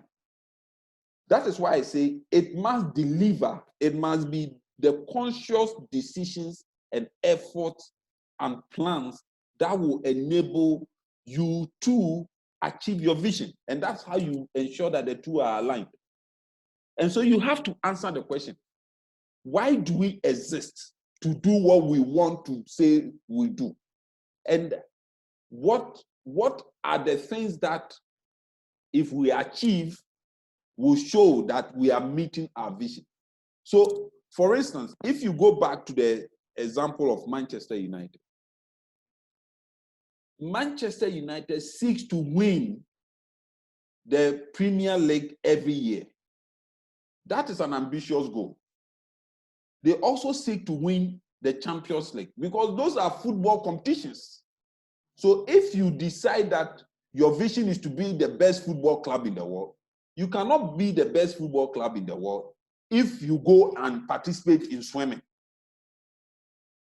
Okay? Then your strategy, which is participation in swimming, is not aligned with your vision, which is to be the best football club in the world. So if for Manchester United, they aim to be the best football club in the world, then they first must be competing in football, first and foremost. So why do they exist? They exist to play football. So their mission is to play football and play it best. That is how it links to the vision. And then what will be their ambitious goals is to win the Premiership. So every competition, every football competition that Manchester United participates in, they want to win. So their objectives will be to win every competition, every football competition, not every competition, because once you say every competition, then you are talking about badminton competition, basketball, no. But they said to be the best football. You see, and that is why for some of you, I said your vision was not specific enough. Because if Manchester United has said, we want to be the best club in the world, both on and off the field, the question becomes, what club? But so to bring specificity into it, they said to be the best football club, both on and off the field. Okay? So you are left in no doubt that what they seek to do is to play football. And therefore, their objectives will be to win every football competition that they participate in. So that becomes their goals. And that is how it links to their vision. It links to their mission. Their mission is that we exist to play football and play it well. Play it better than anybody. Okay? And how do we aim to do that? Objectives. By winning every competition, every football competition that we participate in. And how do we get there? The strategy. How would Manchester United get there? By ensuring that we have the best coach, by ensuring that we have the best players for every position. Do you see? So that's their strategy. So their overall, so the strategy is the grand plan. The grand plan for Manchester United logically would be to get the best coach and to get the best players and to give them the best training regime to ensure that they perform best. So you see how it links together. Okay? So if Manchester United aims to be the best football club in the world, both on and off the field, and they exist to play football, and their ambition is to win every competition, every football competition that they participate in, then they go and take the worst coach. Would they be meeting their objectives? Would they be achieving their vision? No. If they take grade C, grade D players, would they be achieving? So you see, this is how you link your mission to your strategy. So your strategy is informed by what you want to do. So if you start and you have a very weak vision, and a weak mission, your strategy will be weak. So that's how come it's important that you have a very ambitious, big, inspirational vision so that it devolves into the how. Okay? Using still the example of Manchester United, then their tactics would be to ensure that we win by fair or foul. I'm not saying that's how, but because they aim to win every competition, and they want to do that by having the best players, the best training regime, the best coach. What did they go and do? So they go out in terms of tactics to scout. So the tactics will be scouting for the best players, the best coaches. And that's how they have a scouting department. Then they'll say, we want to have the best training regime. So how do you get the best training regime? First, it starts with facilities. So let's have the best facilities. Okay, let's have the best nutrition. Let's have the best this. So let's invest in this or that to ensure that we can recruit and retain the best players. And let's pay them well. So let's pay them well would be a tactic to ensuring that they can recruit and retain the best players and the best coach. And by doing that, they will then win every competition that they participate in. And in so doing, they become the best football club in the world. You see how it fits together? So that is how your vision then devolves into your mission, your objectives, your strategy, and your tactics. I hope by using this example, you get a good picture of how you formulate your strategy before you even come to talk about implementation. So what I've done is to take the Manchester United example to move you step by step into how you formulate your strategy. I hope this is clear and we can move forward. Any question?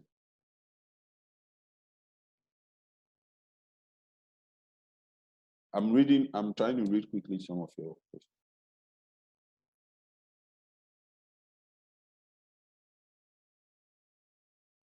Okay, Madeline.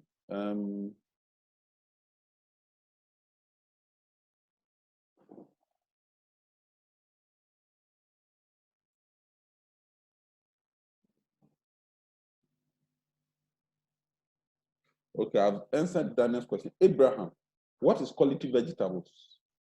I would defer that question. I've talked about the formulation.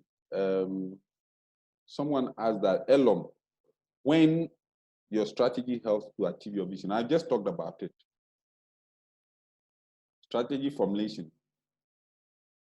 Irene, has the strategic plan got to do with the various protocols that will be laid out to keep the farm running? Yes. So the plans, you call it protocols, but I call it the plans that will be laid out. What you plan to do to keep the farm up, to start the farm and to keep it running. Madeline, please, if I'm right, but I stand to be corrected, that having laid down plan to set up 2 acres of land in all regions is strategy formulation, while buying and setting up the lands becomes a strategy. Yes, Madeline, you're right. So you understand it better than me. Elom is asking, so what it means is the vision directs your objective, mission, and strategy to make it achieve. Exactly, Elom. You're very right. Bright is asking, please, if I have an interest in a business enterprise that demands human resources for hard labor, but most qualified personnel have no interest in the work, how can you convince them in order to implement? It's your vision. You sell them your vision, you sell them how you're going to achieve it and how they will benefit.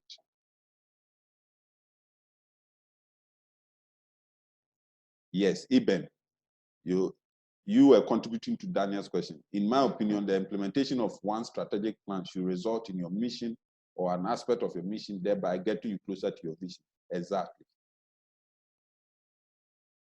Okay. All right. So I think that using the illustration of and some Albert said that by using that example. So I think if you have a problem, just cast your mind back to the example I gave about Manchester United. Okay? The example I gave about mine, it will help you to articulate your vision, your mission, and all of that. I'm not saying that is their actual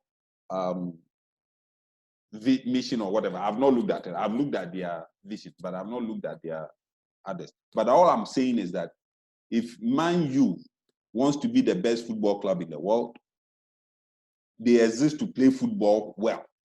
Why do they exist? They exist to play football well and be the best, what do you call it? The best ambassador for football everywhere you go. So that would be their mission. Their objectives would be to win every football competition that they play in. Okay. So if in a season, Man United does not win the league, it means they did not meet their objective 1. If they didn't win Champions League, they did not meet objective 2. If they don't win FA Cup, they did not meet objective 3. Okay. But to the extent that their objectives are win every football competition we participate in, make more money from our gate proceeds, make sure that we have the best CSR. So those are some of the objectives. The strategy then becomes, how do we achieve those ambitious goals? Because to say that we will win every football competition we participate in every season, it's a very ambitious goal. Why is it ambitious? Because you have Liverpool, you have Chelsea, you have Man City, who are equally good, if not better, in some respects. Okay? So if your ambition is to win every competition, every football competition, and you have all of these other competing teams, then it becomes a very ambitious goal. So if you understand that that is very ambitious, then the logical question is, how am I going to achieve these ambitious goals?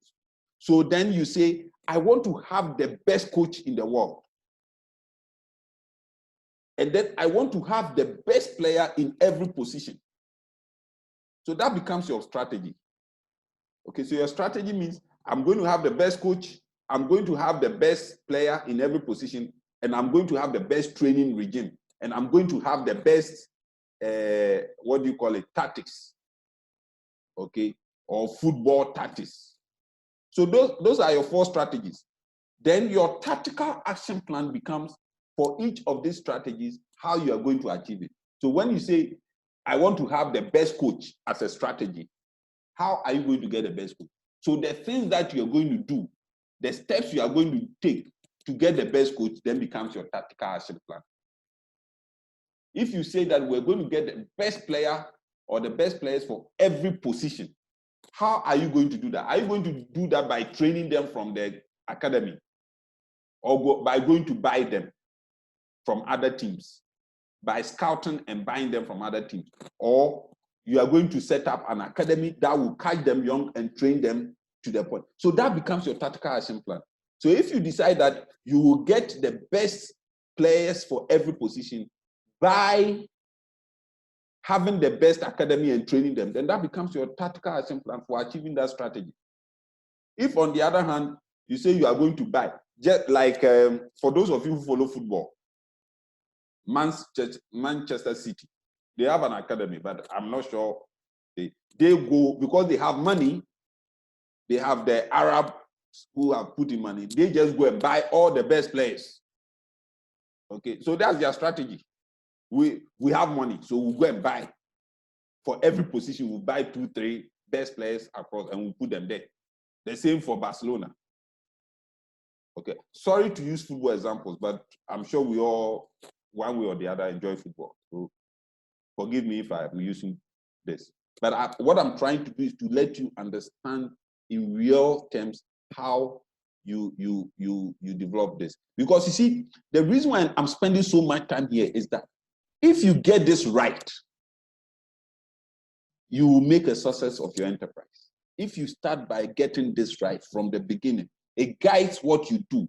It enables you to overcome challenges. It enables you to overcome. So Even when you begin to think, I don't have money to start a business, but once you focus on how you go around that challenge, it's very, very important. Okay? So let me check to see if there are any more questions. Otherwise, we then move straight on to strategy implementation, which also is very, very essential. Oh, Nina says, can I use another example? Because I don't know anything about football. Nina, you're the only non-Ghanaian here. Okay, let me think about it.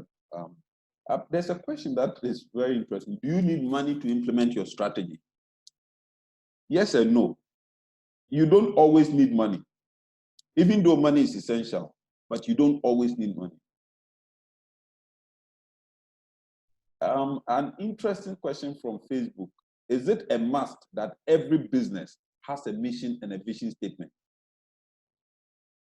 Yes. You may not write it down. You may not write it down. You don't necessarily have to have it, but you must have a mission. You must have a vision. Because if you wake up today and you say, I want to start a business, and you don't articulate to yourself a vision and a mission, then you will not succeed. You will not succeed. Okay? So you need to have a vision for your business. And you need resources. I wouldn't say you need so much as money. Money is resource. But you need resources because it's not always about money. Even though money is an essential component of resources, but it's not always about money. So let's make that. Back to Nina, saying that we should use another example. So let me think. Let's go back to the vegetable example. Permit me to take a sip of water.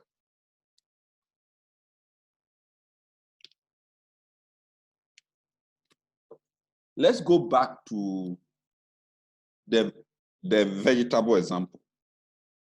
So we say our vision is to deliver quality vegetables to every household in Ghana all year round. So our mission then becomes that we exist to be the best vegetable producer and marketer to ensure delivery of quality vegetables to every household all year round. So that becomes our mission. The mission is, why do you exist? Okay, why do you exist? So we exist because we want to ensure that every household in Ghana can get quality vegetables all year round. That's our mission. Okay? So when I ask you, why do you exist? Why did you set up your enterprise? In this way, if you set it up to ensure that every household in Ghana can get access all year round to quality vegetables, that becomes your mission. It is what you've set up to do. It is your life's work. It is what mission here means. What is that higher, the loftier platform of activity that you want to perform to achieve your vision? So Nina, I hope you understand this in terms of from the vegetable point of view. Now, when it comes to objectives, your mission says you want to ensure that every household in Ghana has access all year round to quality vegetables. So your objectives then becomes 1, strategic. Production of quality vegetables. So you must have an objective that revolves around production, because you cannot ensure that every household gets quality vegetables all year round if you do not have the means for ensuring that they get those vegetables. So one, how do you get a quality vegetable? So the operation. So you must have an objective around that. Okay. And then you said quality. So how do you ensure that what you produce is quality? So you must have an objective around that. You said you will deliver to doorstep. So there must be an objective that allows you, that speaks to how you get it to the doorstep all year round. There must be objective around how you achieve the all year round. So those ambitious goals that will ensure that you achieve your mission becomes your objectives. Then the strategy becomes the how you are going to do this. So one, setting up 2-acre vegetable farms in every region, setting up organic vegetable farms becomes strategy number 2, because organic can lead to quality, or setting up a farm that does not use pesticides or whatever, okay, becomes your strategy number 3. Okay, the delivery, okay, invest in delivery vans or a means of delivering to household fresh. So refrigerated vans becomes a strategy that you use. So those become your grand plans, your broad, big, bold plans to achieving your goals. Then the tactics is breaking down the broad plans into specific action plans. Okay? So if you are going to produce, if your strategy is to set up vegetable farms, 2-acre vegetable farms in every region. So every region in Ghana, you set up a 2-acre vegetable. The tactical action plan then will become land acquisition, agronomy practices, type of vegetables to produce, and so on and so forth. So those become your tactics. So that someone asked the question, so is tactical action plan the same as implementation? Yes. So at the point you begin to talk about tactical action plan, you are now moving into implementation. So I believe, Nina, that this at least answers you, since you don't like the football example. Nina, can you send this to let me know if this example is okay for you? Otherwise, we continue to strategy implementation. I said that formulation is all that we've talked about. Strategy formulation is your vision, your mission, and your objectives, and your strategic thrust. The implementation, which then devolves from your tactical action plan, is putting your strategy into action. Okay? When you put your strategy into action, that's what we talk about. That's what we mean when we talk about strategy implementation.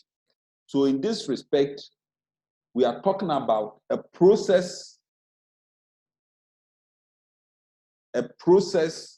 that turns your ideas, your strategies, and your plans into actions that enable you to accomplish your enterprise objectives and your goals. So implementing your strategic plan is as important, if not more important, than the strategy. Okay, so there are those critical actions that move a strategic plan from your head to operations, something that drives business growth. So that is strategic implementation. Okay, so it is the things that you do or are going to do to move your idea from paper into reality. That is strategic implementation. So there is no use for having a strategy if you're not going to implement it. But unfortunately, the reality is that a lot of enterprises that start with an idea fail to implement. Okay. Research has shown that 9 out of every 10 enterprises fail to implement their strategic plans. And why is that? Why is that? Because 60% of enterprises don't link their strategy to implementation plans. They don't link it to the resources that they have, i.e., they don't budget. Okay, so somebody asked a question about money, about resources. Yes. This is where you need to link your strategy to your needs, your capabilities.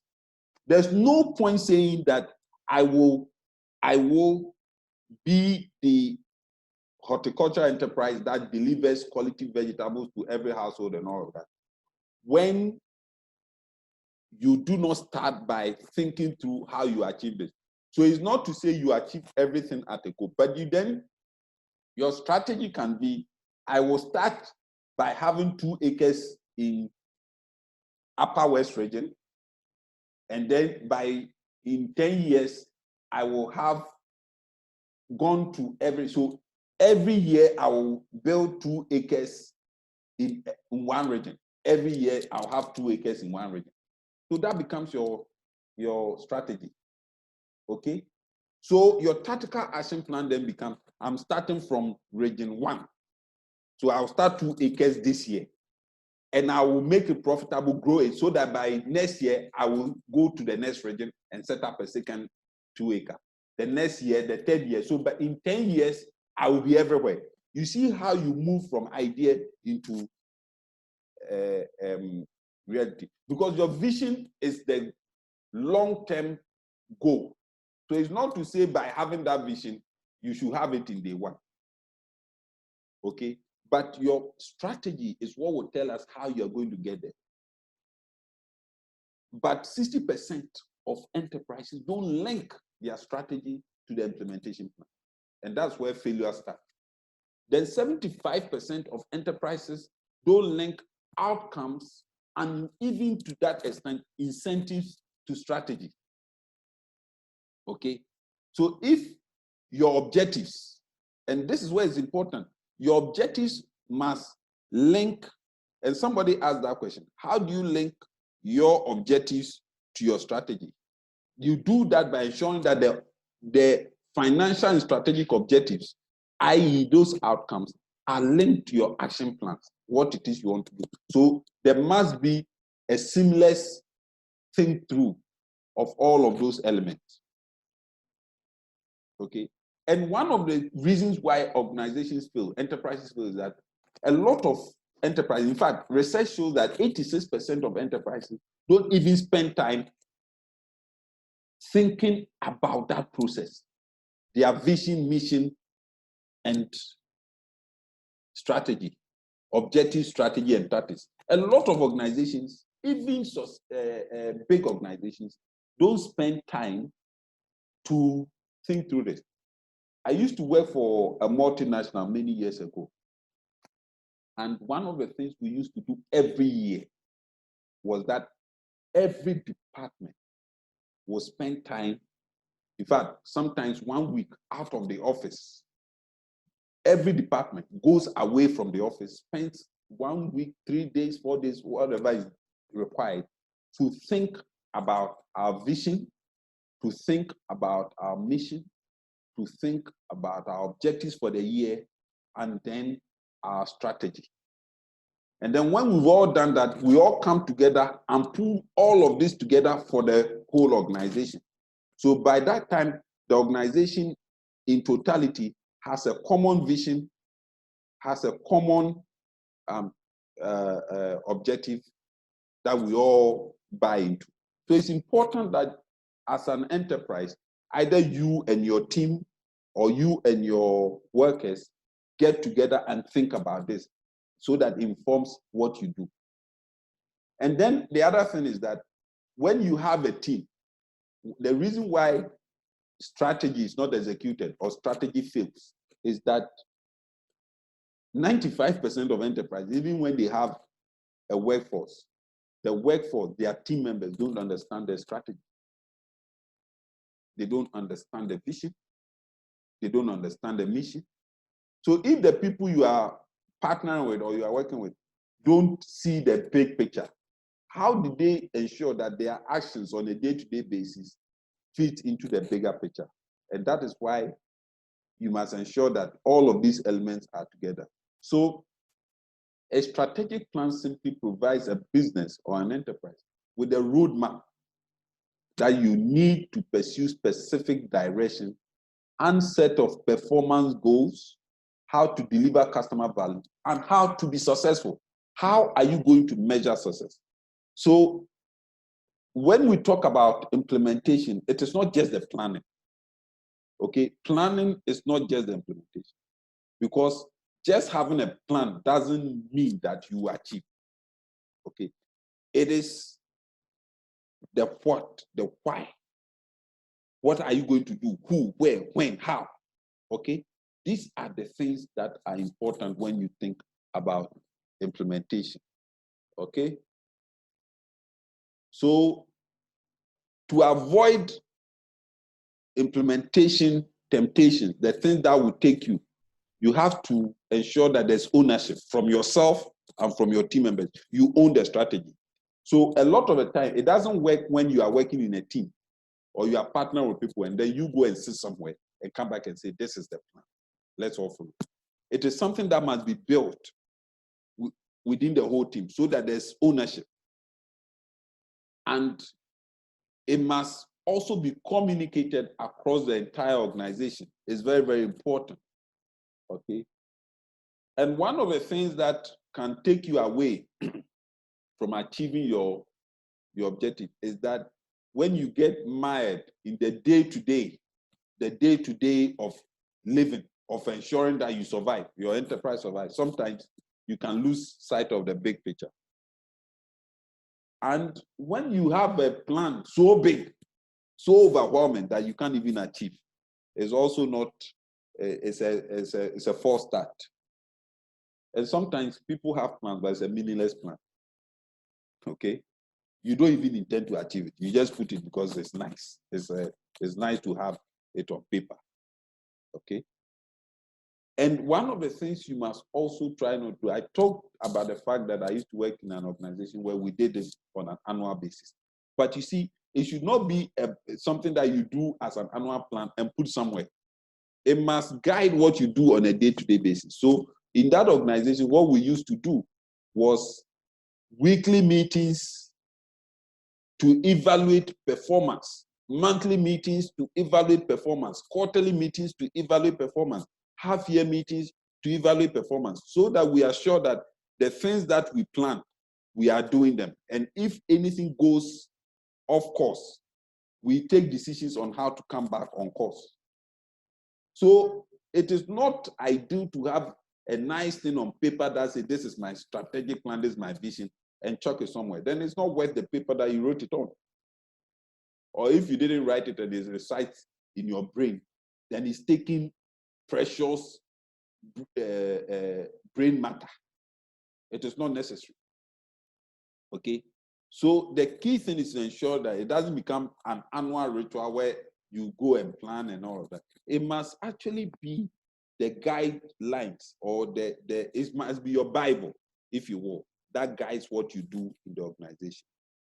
And so inbuilt into your planning must be metrics, okay, indicators that will show you either weekly, monthly, quarterly, half-yearly, annually, how you are achieving the objectives that you set for yourself and what you're doing on a daily basis, weekly basis to achieve those objectives. So that if you're not achieving your objectives, you can realign your plans, or you can change your strategy, or you can change your plans to come back and realign.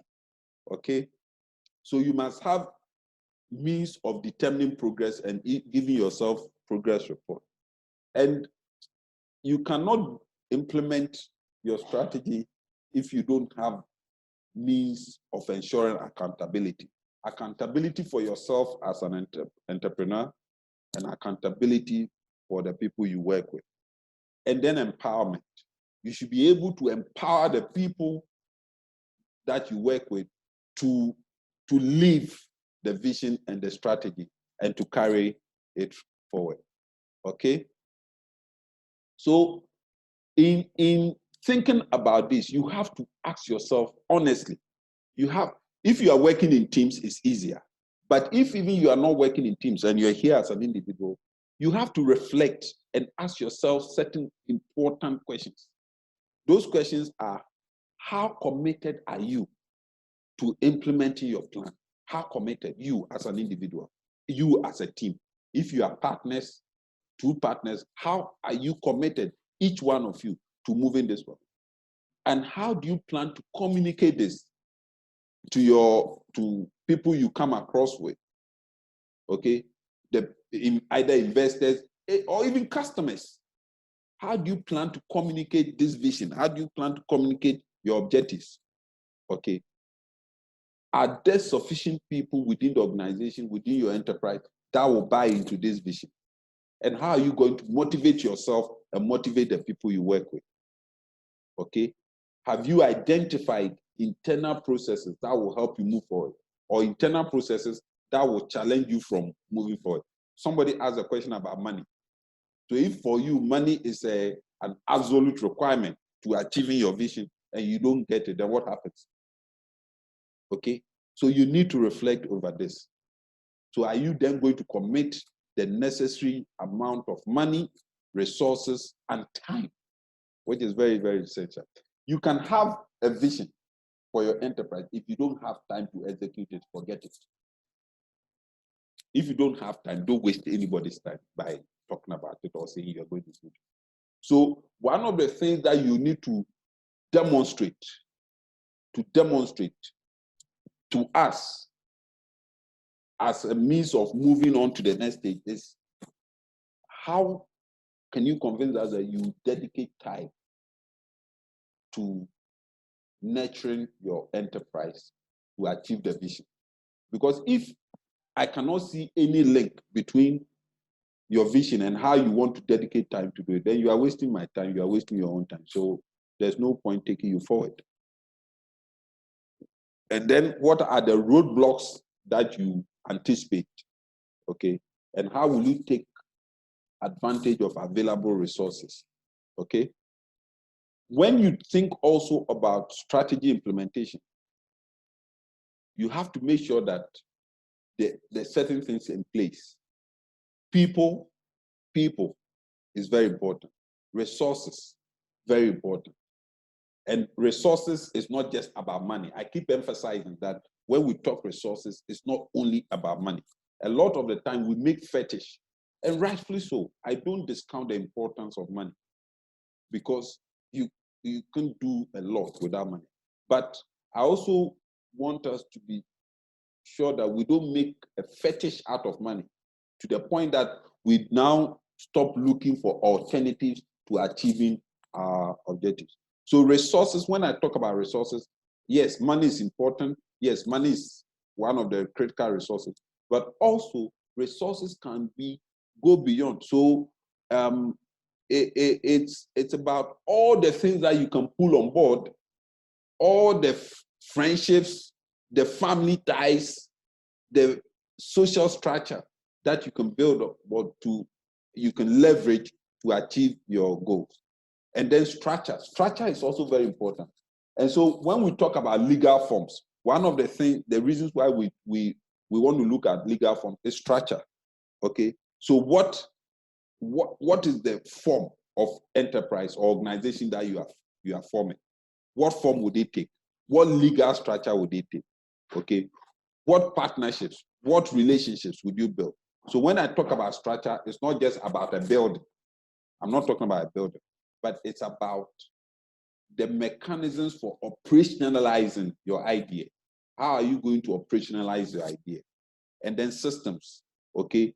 Systems, we are talking about management systems, we are talking about operation systems, we are talking about technology, and so on and so forth. On the third day, we'll have a facilitator who will come and talk to you about technology. How you build technology into an agricultural enterprise, especially for horticulture. And structure and systems is relevant, it will be relevant here. And culture. Culture is very, very important. Okay? Culture is very, very important. If you don't understand the culture of the environment that you're operating in, the culture of the people, okay? If you say you are going to set up a vegetable farm, 2-acre vegetable farm in every region, you need to understand the culture, habits, and attitudes of people in every region. If you go to a region, I'm just using it for purposes of analysis, but if you go to a region in Ghana, and in that region, everybody is a vegetable farmer, and everybody is farming vegetables and consuming subsistence agriculture, how would your enterprise survive in such an environment? Okay.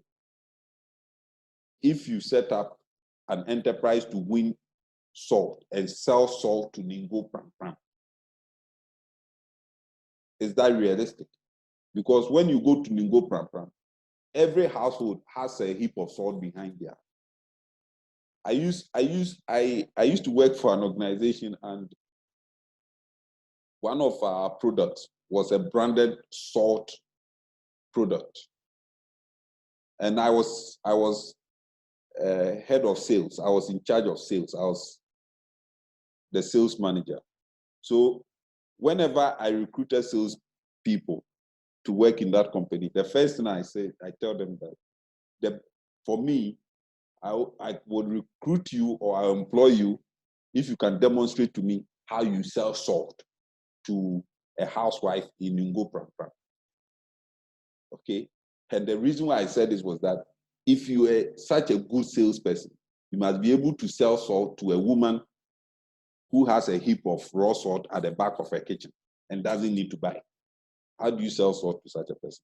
But that is, therein lies your understanding of culture, of habits, of attitude, so that you can take advantage of it. Because it's very, very critical in strategy implementation. Okay? All right? So, any questions? Any questions? If you don't have any question, we will end this by quickly looking through the differences, the main differences between strategy formulation and strategy to conclude this bit. And then I'll take a few questions, then we will zoom through the rest of the sessions for today.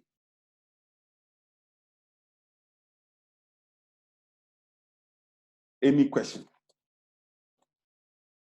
I see there are a lot of questions. Whoa.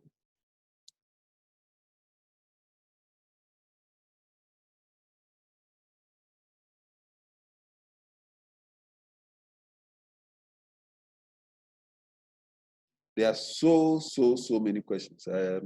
Let me see if I can take some quickly. I'm happy. Keep the questions coming. Keep the questions coming.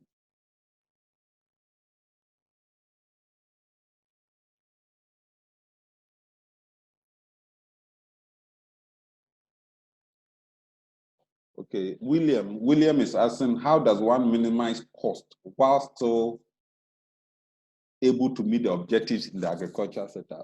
William, we will take this question tomorrow, okay? I think it's one of the things that we'll do tomorrow, Friday.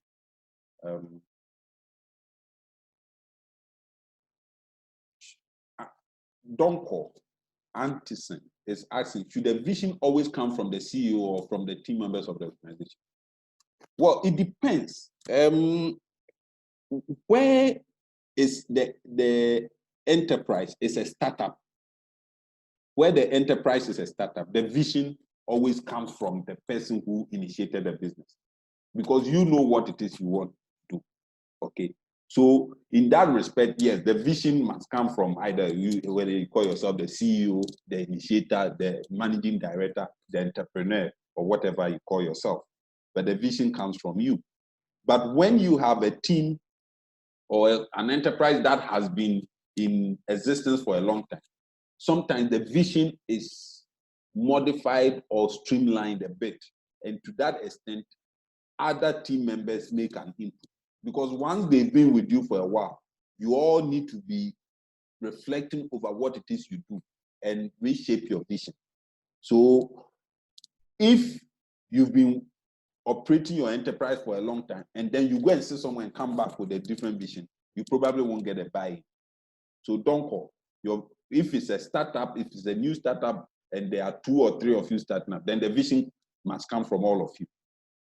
If one of you goes to see someone and come and say, this is a vision, it won't work. So it must come from the team members to that extent, or your partners. Nina says, I want to venture into operating farm shops around the nation. I've gotten something done. Thank you. Okay. Spark. I don't know who Spark is. Is it advisable to include people when setting up a farm business? It's a very interesting question. Is it advisable to include people? Of course, it is advisable to include people, but it is more advisable to include the right kind of people. Okay. So if you cannot get the right kind of people, then you might as well not include people.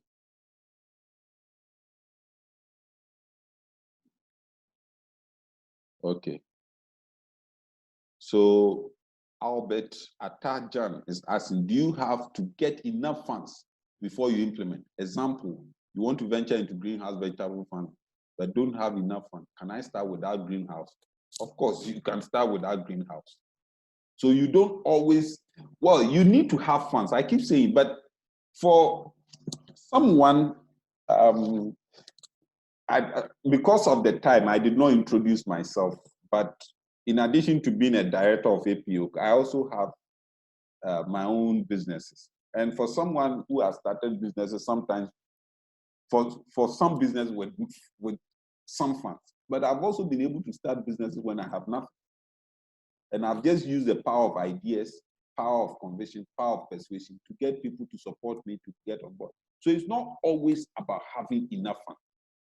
A lot of the time I have started, especially agriculture enterprises, without having enough funds. Okay. We currently have a livestock, it's not a poultry, it's a livestock farm in Kakraba in the Western region. And if I tell you how we started this, we didn't, in fact, the idea didn't even start from the point where we had invested money, we had pooled money and all that. We always had the vision of setting up a livestock farm of a certain scale and magnitude in some part of Ghana. And then we happen to have the land in Kakraba. But the idea to even start was because somebody who I had employed in another company and had resigned. The person had worked for me for about 6 years and had resigned. One day came to me and said, oh, boss, I resigned to go and do my own poultry farm, but it didn't work. So I've come back. Can you get something for me to do? So I asked him, would you want to go and live in Kakraba? He said, yes. I said, are you sure? He said, yes. That's okay. Come and see me on Saturday morning if you want. And lo and behold, he came. So I put him in my car. We drove to Kakraba and I showed him the piece of land. I said, would you want to live here? He said, yes. If we set up a poultry farm here, would you want to work here? He said, yes, okay. Then go and get ready and come back on Monday. At the time when we were doing all of this, I didn't have the funds. We didn't have the money. Okay. But the moment the guy went to pack his bag and came back, my hands were tied. We needed to now start. So now we're borrowing, stealing, pulling from here and there to start. And that's how we started the farm. Up to today where we have over 5,000 bed poultry farm with other livestock. But if you had asked me at the time, do you have money to start? I would have said no. But once we started, we then had to bring friends on board. We spoke to people, took soft loans, friendly loans, borrowed here, sacrificed here. When you have small amount of money to go and enjoy, you say, no, I can't enjoy. Let me go and buy a bag of cement and do. So that's how we started over the course of a year, and we build a farm. You understand? So you don't necessarily have to start, but that's why the next session is important. Start lean startups. Okay, so some of the questions that you are asking and my answers will now move us into the next. Okay. So there's no specific amount of money that you need to start. Okay, you can start a vegetable farm from a backyard on half a plot of land. Okay, if that's all you can raise, but once you start, you will grow. All right. So let's take another 5-minute break, and then we'll come and talk about lean startups. So this is where we talk about starting an agribusiness enterprise. What do we mean when we talk about a lean startup? And then we will try, I'm aiming at closing us by 1:30 because we started late today. We started about 40 minutes late. So I'm aiming that we can close by 1:30, give or take some 10 minutes. So let's take a 5-minute break. What's the time now? 12:55. Yeah, so we come back at 1 and now zoom through all the others, and hopefully by 1:30 we can call it a day, because you've been online for too long and we have 2 more days to go. Okay, so but in the meantime, while you are on break, for those of you who don't want to stretch your legs and take a sip of water, what you can also do is to now begin to reflect over your mission, your strategy, and keep posting some of what you come up with, so that we can all share. And okay, all right, but keep the questions coming. Keep the questions coming. So take a 5-minute break, and then we'll come back.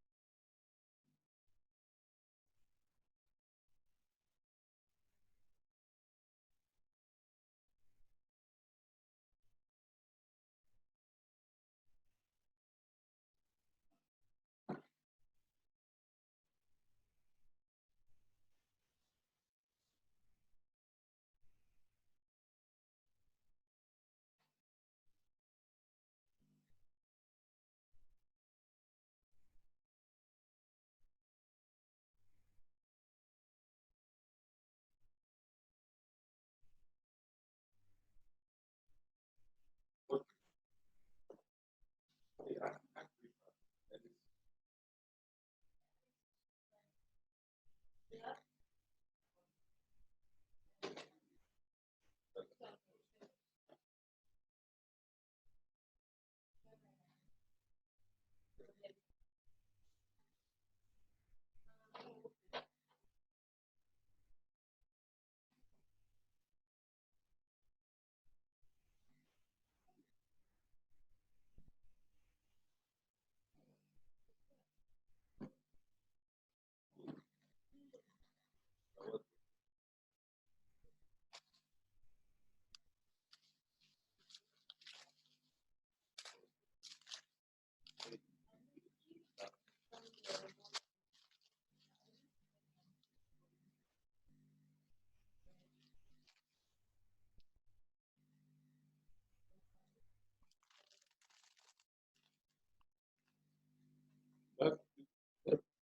very much again.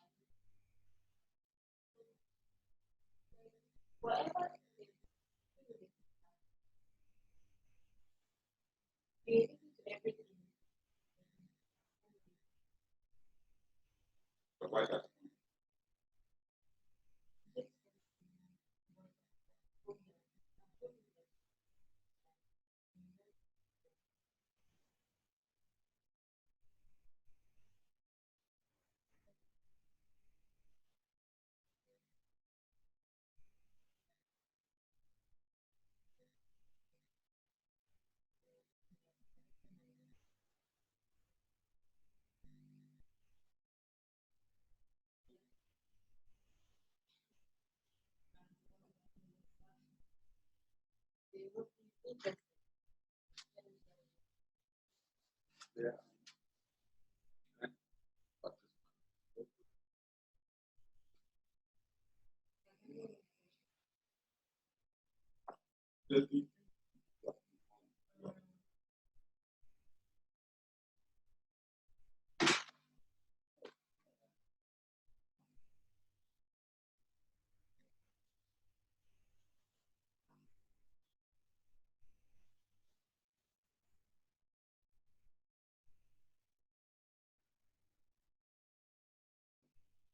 I'm surprised, man.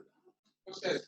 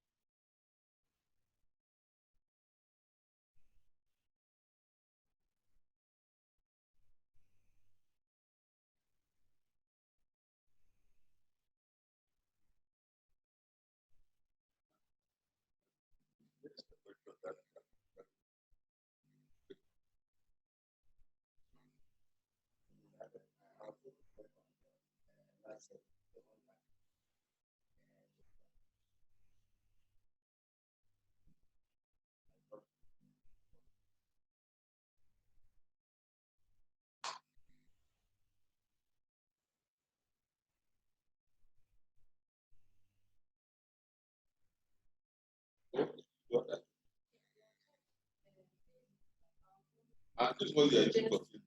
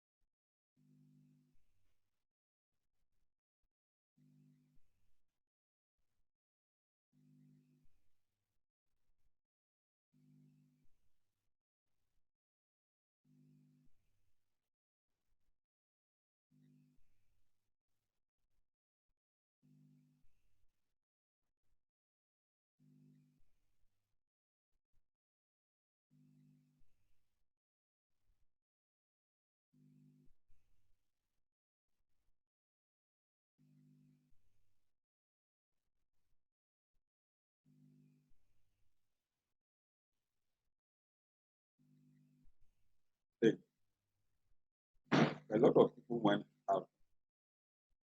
Now they are 35.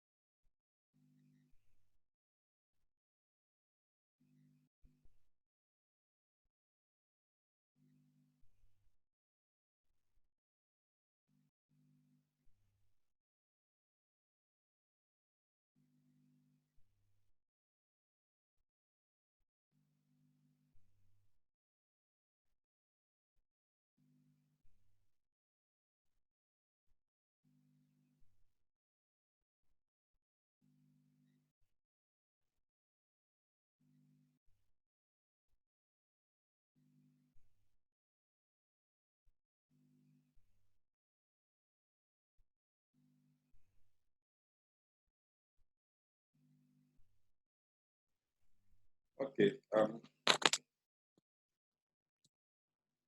think we need to start.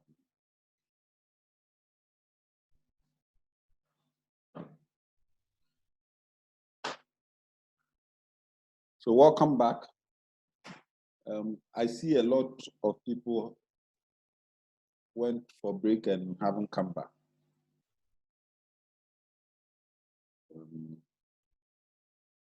Okay, since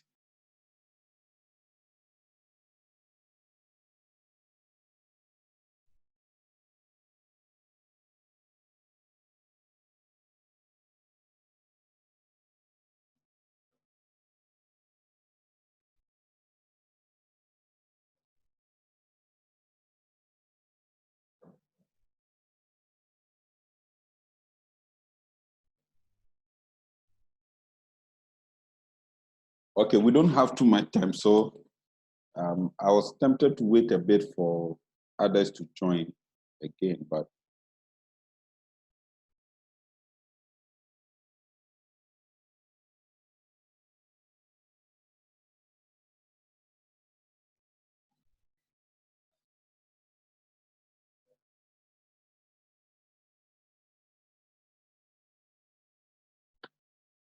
there are a few questions. But I will address this.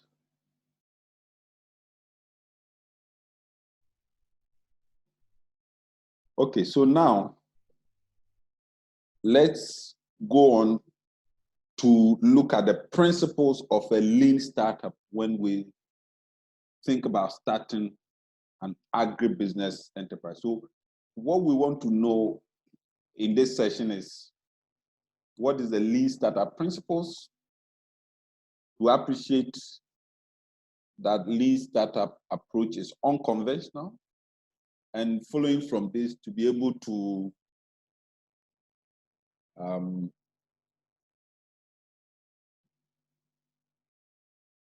plan for starting our own businesses.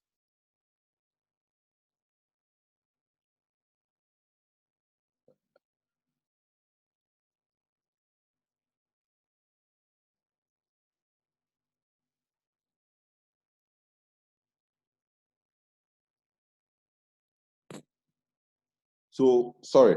So,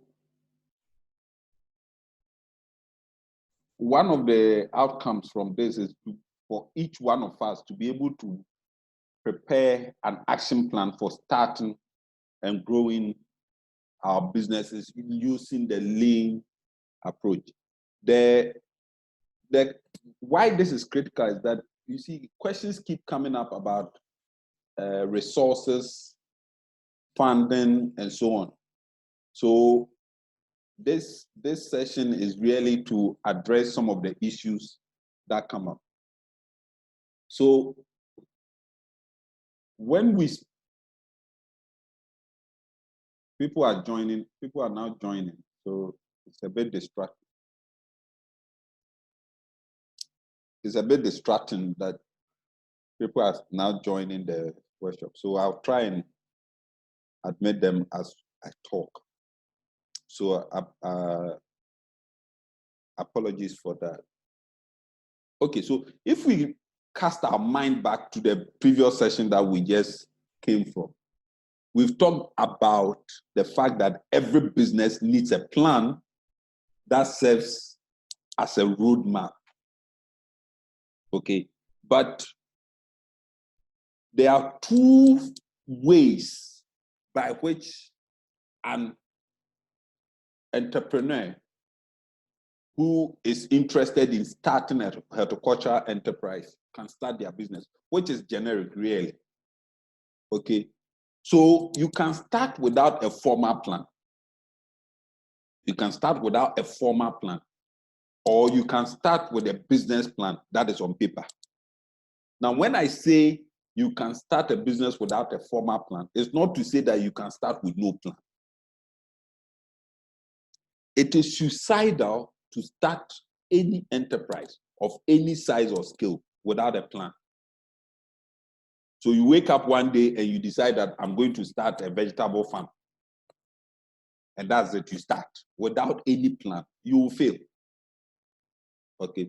So what I mean by the fact that you can start without a formal plan is that it is not a structured plan that is on paper, what we call a structured business plan. But you must necessarily have a plan, okay? So the lean startup is one that does not build a comprehensive business plan, okay? The formal business plan. So it is accepted, or it is a requirement sometimes that you start an enterprise with a formal business. So indeed, you find that when you talk to bankers, investors, they will ask for your business plan. They will ask for, but even when you think business plan, as lean as you want to start, it's essential that you take a different approach. You take a different iterative approach. And I'll explain the use of the word iterative approach in the way you start up your enterprise. Now, when we talk about lean startup, we are talking about taking a different approach from the normal, where you go with a standardized, well-written, copious business plan, documented. Okay. For most small enterprises, for the kind that you are looking, it is unrealistic to have that kind of business plan. So we don't expect when you join this program that you go and prepare a copious, well-documented write-up that represents your business plan. No, that is not our expectation. Our expectation is for you to take the lean startup approach. And the lean startup is a model that works for small businesses and helps you identify customer needs and offer a value proposition in the form of what we call a minimum viable product or service. Okay, so it's an iterative. What I mean by iterative is that it's a circular or reinforcing process that you mind map and go through to ensure that you can use feedback loops, okay, to design your product, to develop your product, to grow your product, to launch into the market, and to start your enterprise, as opposed to going for the big business plans that maybe bankers would ask for. Okay, so for the benefit of those who are just joining, Let me repeat the point I was making. One, that for any business, your standard approach would be to draft a business plan. This is not what we are proposing at this stage for you. What we are proposing, which is practical, is what we call a lean startup approach. That says, yes, have a vision. Yes, have a mission. Yes, have your objectives. But in terms of how you implement this, it has to be done in a lean manner that ensures or focuses on the limitations that you have in terms of resources, in terms of logistics, and in terms of finance. Because you are not in a position to approach this in the way that an organization or an individual with vast amounts of resources can approach your business. So when we look at the kind of enterprise that you're going to set up, we call it micro enterprises. These are small scale, fleet-footed enterprises that you can set up to ensure that you are ready to market. Okay?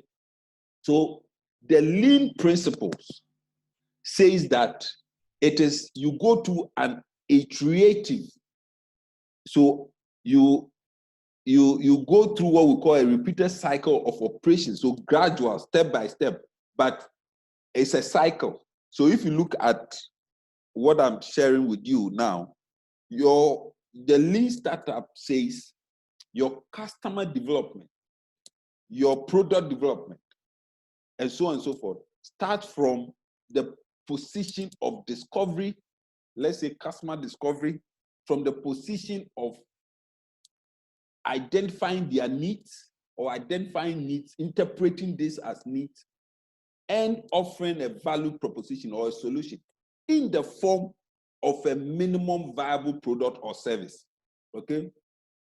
And then you use customer feedback. You use customer feedback to validate your discovery, your product, okay? Before, when the model is proven, you can then go on to start the enterprise, okay? So that is what I mean by it's an iterative process. So let me go look onto my slide. So the process starts from the planning stage, okay? The idea stage and the planning stage.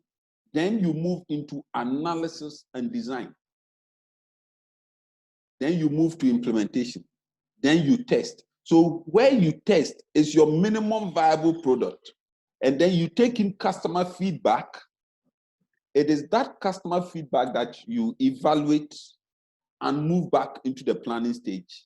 You go back. So you try and test this idea or product through those loops until such a point that you can now execute. So if you look into the top boxes, stage one would be either your product, your idea, customer discovery. Stage two becomes your customer, product, idea validation. And depending on the feedback, so at that stage, you have your minimum product, your minimum service, and you try that. And based on the outcomes, the feedback from customers, you go back to the drawing board, use that feedback now to evaluate, test, and plan again. And then once you have your minimum product, you move it into customer creation, product creation, and then you begin to build your company. This process is what you can use to start up your enterprise in a lean manner. I will use an example. So if you are confused, listen carefully. to the example that I'm about to give because it represents clearly what I'm talking about. Many years ago, I told you I was involved in the formation, the idea generation, the conception of a salt brand, salt, table salt, what we used to cook, okay? How many, I'm sure a lot of you know Annapurna iodized salt. Now, I was part of the team that created that brand, okay? Now, we used a lean startup approach in creating this brand. How did we do it? When the idea came, when we had the idea, when we had a vision, the vision we had was to introduce or to build a salt brand that met the health, nutrition, and functional benefits for Ghanaians. Okay, so that was the big vision. And the big vision was to make sure that by the time we are finished with this product, it will become the reference point for salt in Ghana. So today, everybody knows Annapurna salt.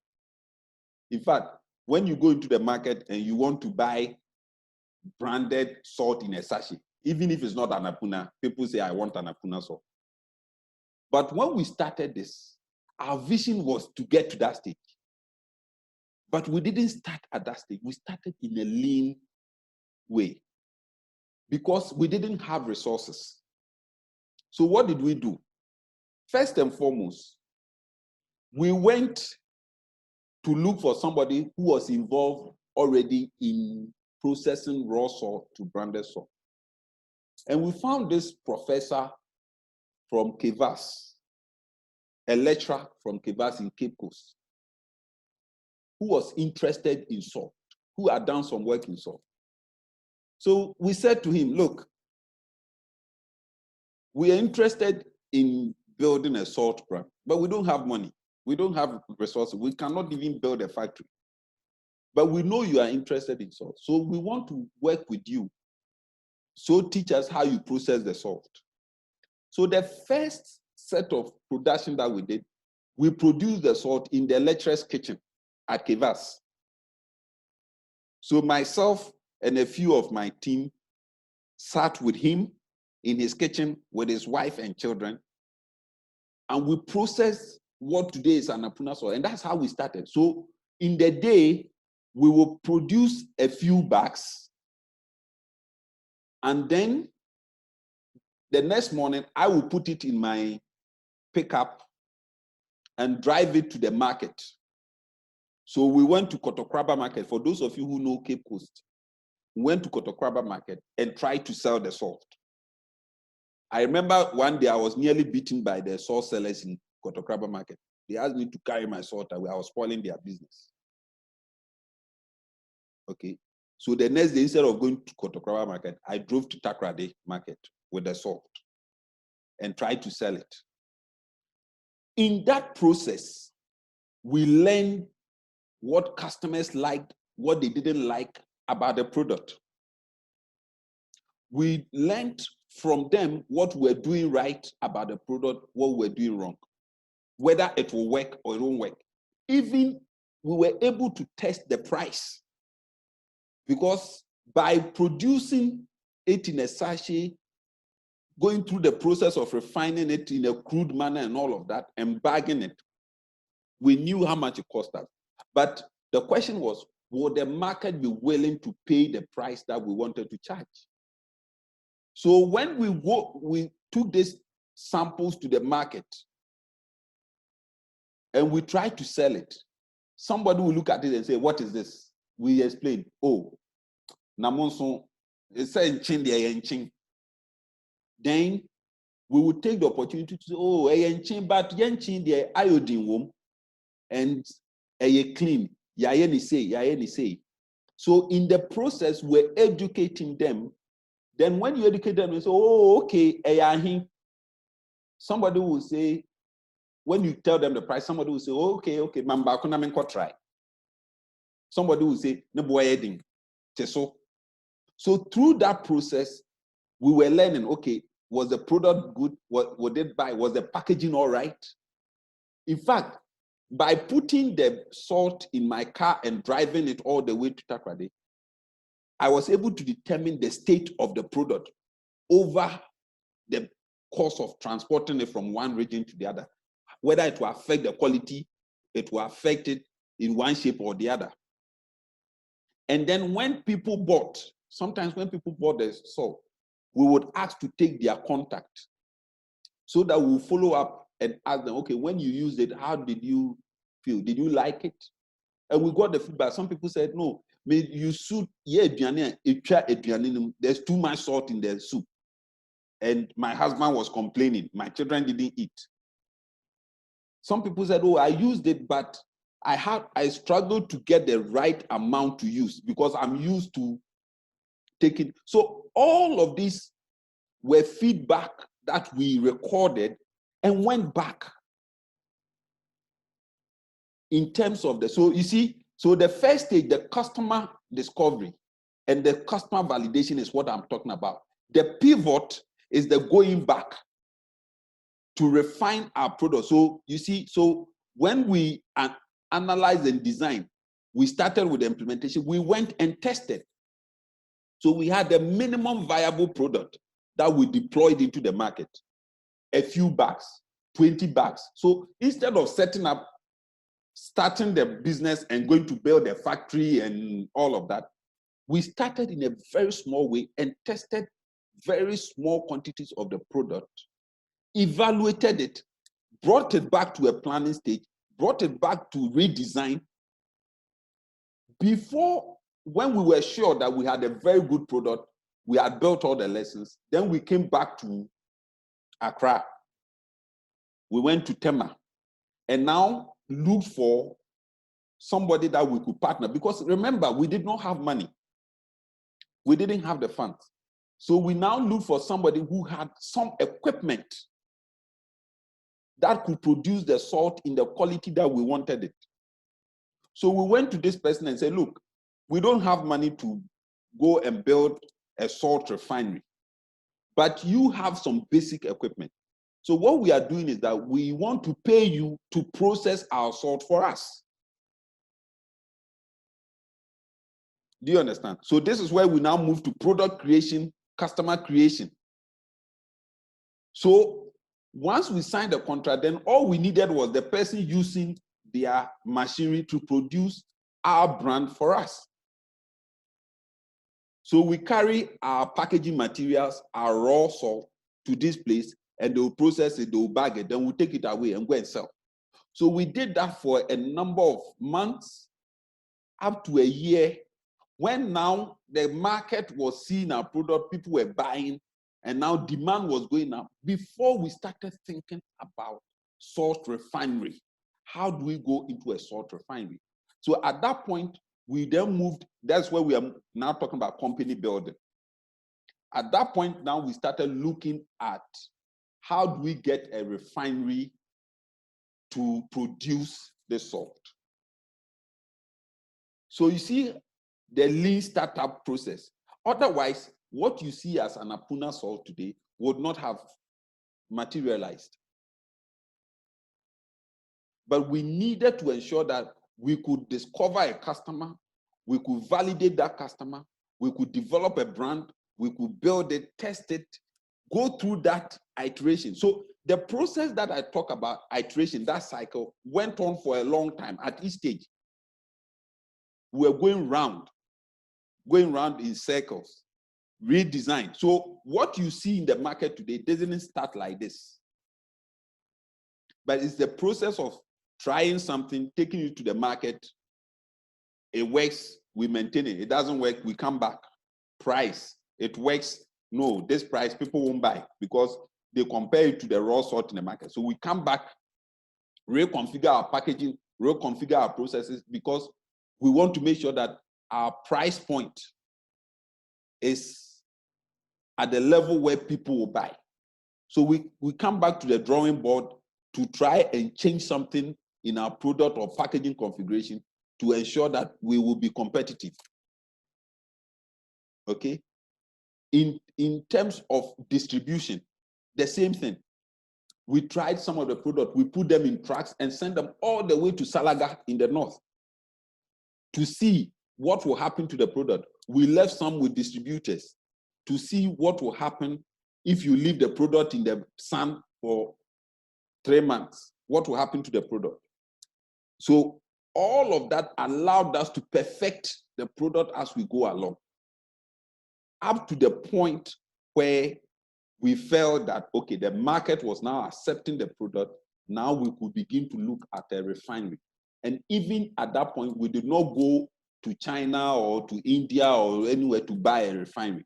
We said, how do we build an appropriate technology refinery in Ghana? So we went to buy a big Nika machine, this, that, and did our own appropriate technology refinery in somewhere around what do you call it? Sege. Okay. So we built a small refinery with some people around Sege using local materials. So that's what we did till the demand grew so big that nationwide that everybody now wanted to buy. Then we now invested in a big refinery. To the point where now Annapurna salt has become the reference for every salt. So you see how we started in a lean manner and worked very hard systematically, but with our eyes on the vision, on the big picture. But we didn't start with a big business plan and say, this is what we're going to do and blah, blah, blah. Okay? So this is what I mean when I talk about the lean startup. And this is how you start businesses, small enterprises, and grow it to become a big business. Okay? Any question?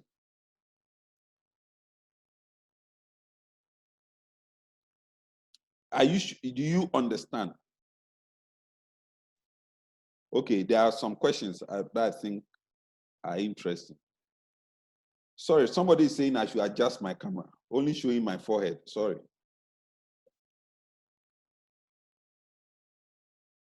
I hope it's better because I can't see myself. So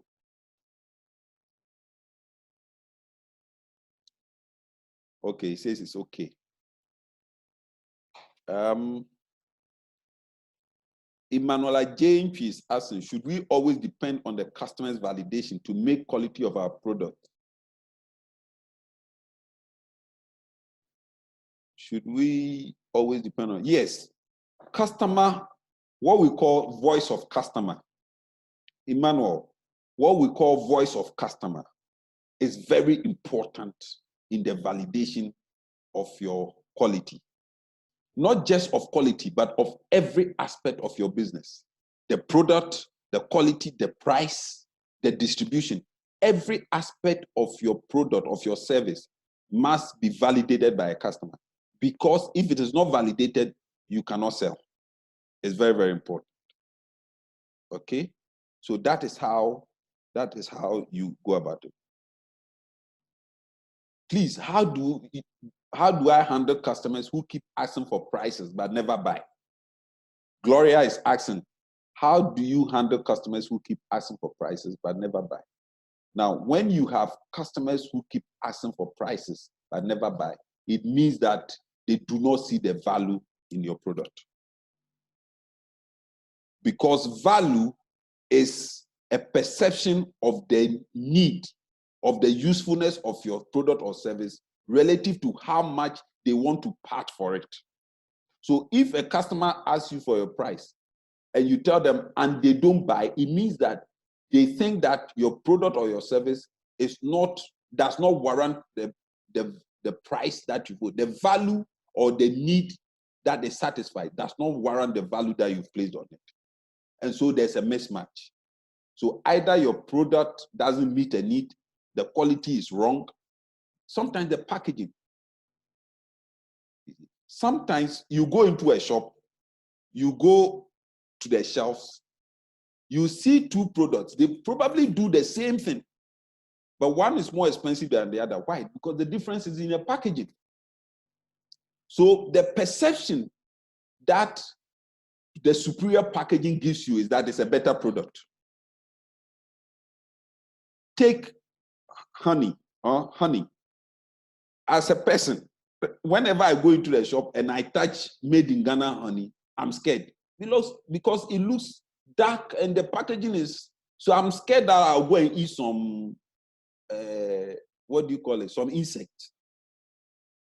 As compared to the imported brand, I don't want to buy the imported brand. But when I look at the packaging, I'm like, this is neat.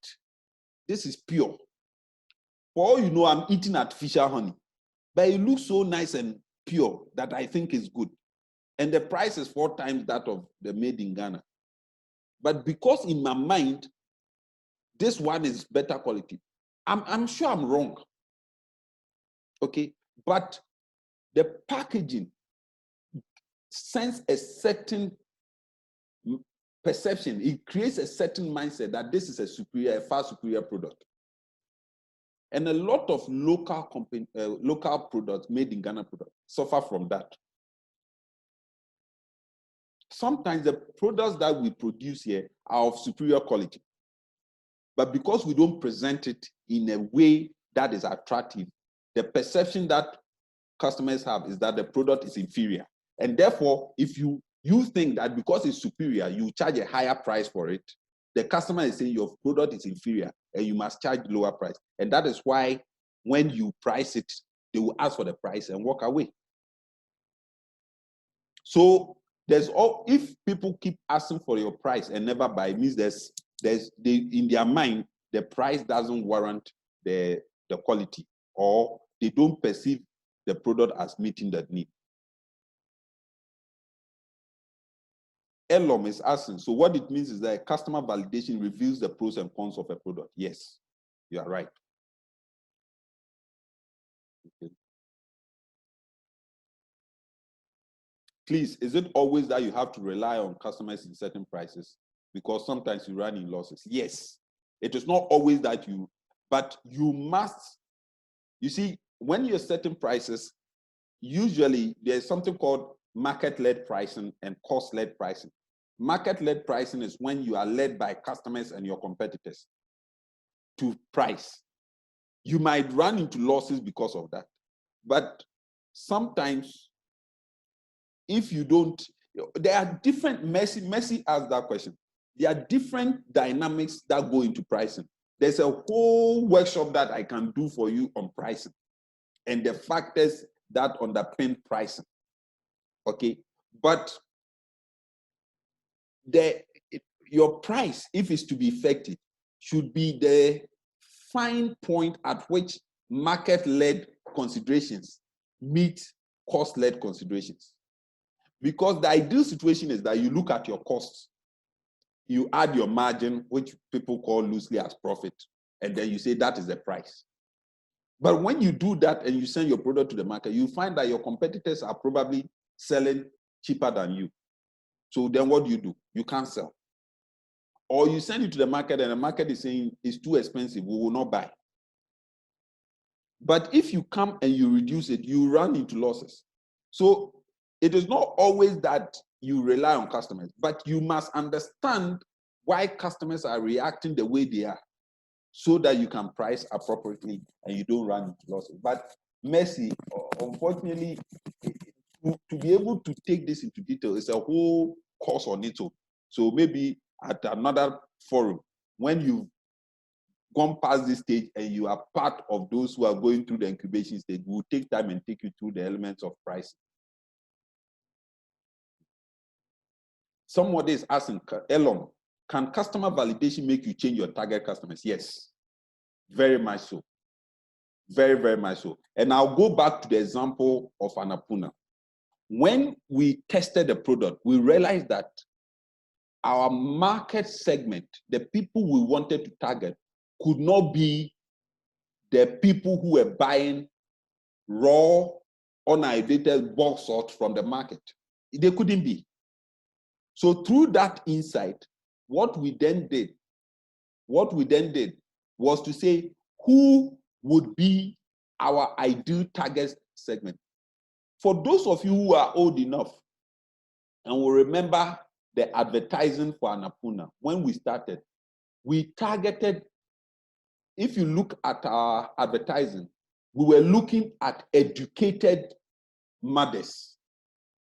Okay, so the way we built our advertising on radio and on TV sought to target mothers who were somewhat educated and would understand the benefits that we're selling, which is iodine or salt that was iodated at the right level for mental development of their children. So we're focusing and talking to mothers and saying, look, we can never sell our salt at the same price as the cheap salt in the market. Why? Because ours is cleaner, is whiter, and is iodated at the right level for the mental development of your children. So if you cooked with this salt for your children's brain would develop. And that is how we communicated to them. That's how so we did not care about the mother, the uneducated mother who was not interested in. But even then, we said to even those uneducated mothers that if you wanted your child to be educated and become a doctor or a pharmacist or a pilot in future, even though you don't believe or you don't have the money, buy this one, because this is what will lead you to it, because it will help them develop mentally. And that's how we communicated it. So it is the customer insight that helps you to build that kind of relationship. Okay? Some of you, your questions are interesting. I like it, but there are questions that are taking us out of what some of them will take tomorrow. So I wish I could answer all the questions, but keep them coming. I'll make note of them so that tomorrow, when I'm treating those elements like pricing and so on and so forth, I will deal with those questions. Okay. Isaac Sakite is asking, please, at what stage do you make a contract with an external processor? How do you maintain the fee paid and pay your own employees as well? Again, these are far deeper questions. I'm happy that you are asking these questions, except that I'm afraid they are taking us out of purview. So let me make note of some of these. I'll address them tomorrow. Okay, so now you understand. The example I gave helps you to understand the principle of lean startup. So when you're starting a horticulture enterprise, please remember this, that process is very, very essential. So you try and test. So let me bring it home to the horticulture environment. So let's just say you want to set up a tomato farm, or you want to set up, you've seen a gap in the market for this tomato paste. There's a gap in the market for made in Ghana tomato paste. That is from fresh organic farm. All right? So you want to produce tomato paste from an organic farm. So your brand will be unlike, I don't know, somebody give me the example of tomato paste in the market. Gino tomato paste is coming from Italy or somewhere.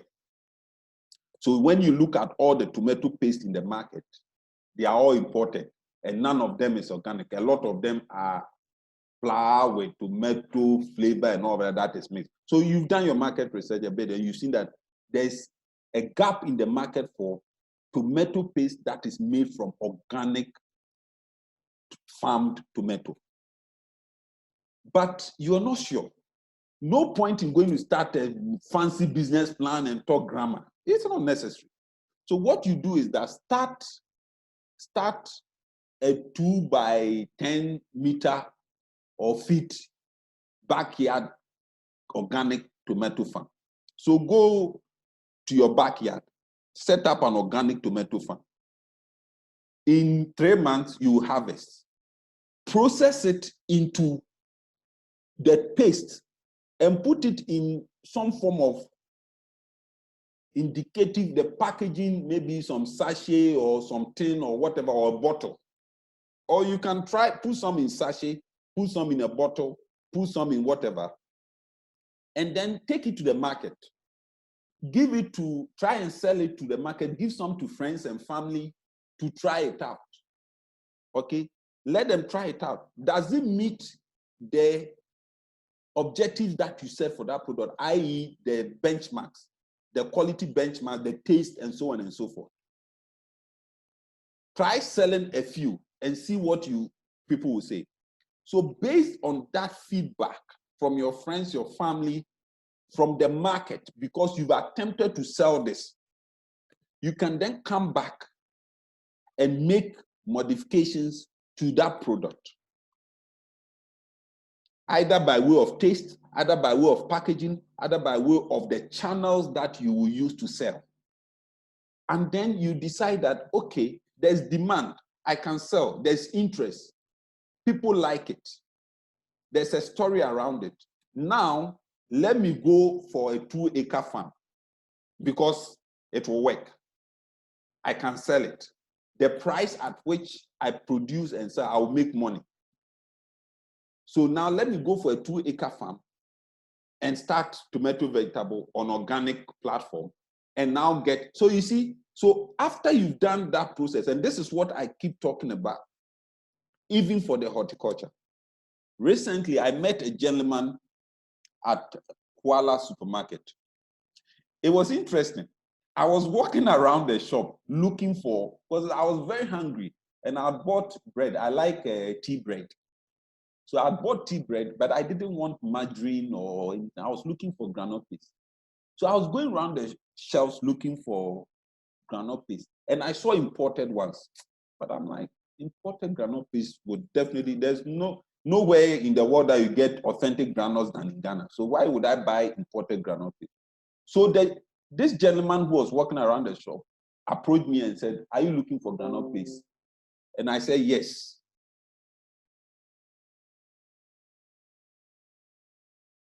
And I said, yes. So he pointed me to a locally made groundnut paste that was in a sachet. And he said, oh, try this. And I said, why? Are you the producer? He said, yes. So I said, oh, okay. Where do you produce it? He told me somewhere in Dansuma. So I spoke to him and he was like, oh, we've now started it. We are trying it. It comes in this sachet and in this jar. So I said, oh, okay. So then I said, give me your number. I'll buy the jar and I'll buy the sachet and go and try it. When I try it, I'll call you. If I like it, I'll call you and give you my feedback. And you see, so this is clearly somebody who had produced something small, groundnut paste, on the basis that his groundnut paste, being Ghanaian, being authentic, having the real taste of groundnut, was superior to the imported one, and had managed to convince Kuala to put a few on their shelves. And he was standing there himself, trying to convince people to buy instead of buying the imported one. And then he had this number. So when you buy, he gives you his contact. That please, when you use it, call me back and let me know. So this is what I meant by customer discovery, customer validation. And once I went to consume, I finished the sachet in 2 days. And I called him and I said, I want more. You see? So by me calling him and saying I want more is validation that he has a good product, that the price is right. I'm willing to buy more.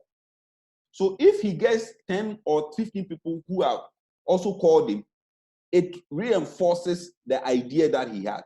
So he can go back. But you see, when I called him and I said I want more, I said, look, I prefer the one in the jar because the one in the sachet, the packaging is nice. But when I spread it, I get a lot of the paste still in the plastic that I cannot, but I've paid for it. And I can't take it out. It's going to the waste. So maybe you want to look at your packaging, the sachet packaging again, or focus on the bottle. So this is feedback that I'm sure he will take back in terms of how he develops his product. I wouldn't be surprised if in a few months, I see his product in other shops because he had a good product. So this is an example of how people can use lean startup tools And now he told me he's producing this in his home in Dansoma. Okay, so this is an example of how you can start lean, but it requires hard work. It requires that you are involved. It's not something that you go and sleep and somebody say, I've employed people to do. It's not, it doesn't work with lean startup. Okay, great. So let's bring this. I think I use the example of the tomato to show how you bring this to the agribusiness value chain. So when we talk about agribusiness or agriculture value chain, we are talking about being able to provide specific inputs to deliver outcomes in terms of product and achieve final sale. Okay, and this is what this competition, this incubation project is about. Your ideas, your vision, and all the things that you're supposed to do is essentially focused on agriculture and agricultural outputs, both from the ideation stage into production, transformation, i.e. value addition, in distributing, in marketing, and in achieving final sale. So targeting specific consumer markets. So if you think through what I've put on the screen, every component of this value chain presents business opportunities. So when we talk about the graduate in agribusiness horticulture module, and we talk about the principles of lean startups, we are not talking only about farming. Remember, we are not talking only about farming. We are talking about the opportunities between farming up to market. So there are opportunities for value addition. There are opportunities for packaging. There are opportunities for distribution, marketing, and there are opportunities for selling. And of course, there are also opportunities at the primary end for actual production. Okay, and even for input supply. For technology, you can add technology. So you can decide that, look, there's business or need to aggregate the internet is unstable. You can see an opportunity to aggregate vegetable farmers and offer some technology-driven service. And that is part of what we are looking for. So it's not just about farming. It's important to emphasize that. Okay, so when we look at lean startups again, and we do much more detailed opportunity analysis of the horticulture value chain, we talk about input supply, we talk about production.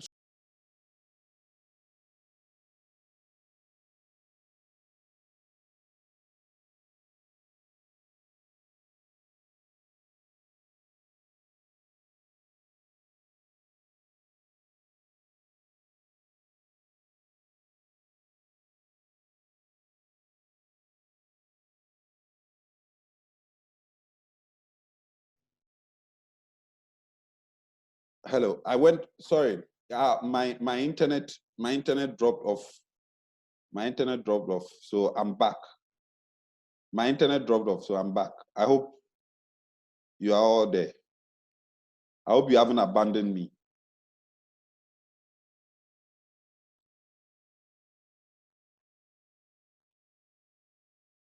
Okay, so if you can hear me, let me share my screen again.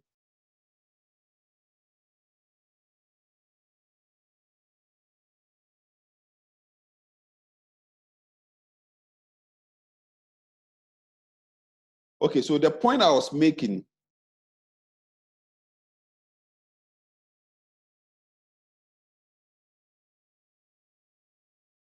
the point I was making is that when you look at the horticulture value chain, you're looking at all the stages: input, supply, production, transformation, trading, and marketing, and the various opportunities that you can generate from there. Okay, so let me conclude this session by talking about the principles of the lean startup method. Okay, so the 3 key principles of the lean startup method are that you use customer views, customer feedback to test your ideas. You get out into the market and ask potential users and partners for feedback of all elements of the business: your product, your pricing, your distribution. Remember the Annapurna example. Remember the groundnut example. Okay, the emphasis is on nimbleness and speed. So startups would assemble the minimum viable products and ask for immediate feedback. Remember the gentleman I talked about, the groundnut paste. Remember the Annapurna example. So lean startups practice agile development. Okay, so you don't waste time and resources by just putting things in the market that may not sell. So here you use an incremental and iterative approach to develop your brand. Okay, so these are the key principles that work. So for your business, for your enterprise, begin to explore the principles of lean startup, how you are going to use the principles of lean startup to start your business. Okay, it's very, very important, and one of the things that we'll be looking out for. So let me conclude by quickly taking you through legal forms of business. This talks to structure. I will try and finish this by 2 o'clock so that we can close. In 4 minutes, I'm going to do this in 4 minutes. So, but before I do that, let me check if people have some questions. The internet is.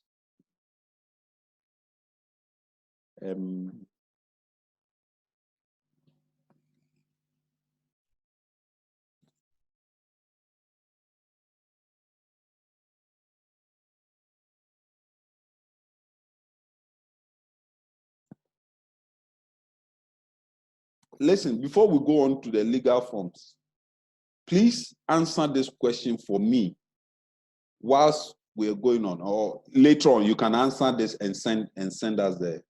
How can the lean startup approach facilitate your entry into the horticultural agribusiness enterprise? So this one, I need an answer from all of you. So send it to their WhatsApp line. David, so put this question on the WhatsApp platform so that everybody would answer.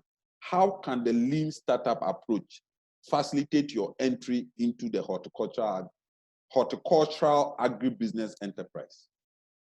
Okay. This is something I wanted us to discuss, but we don't have time. So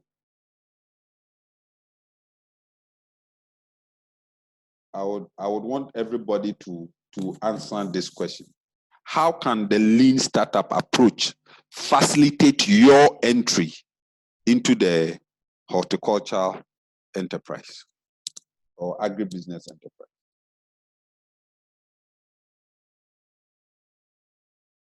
Okay, so now let's talk about structure.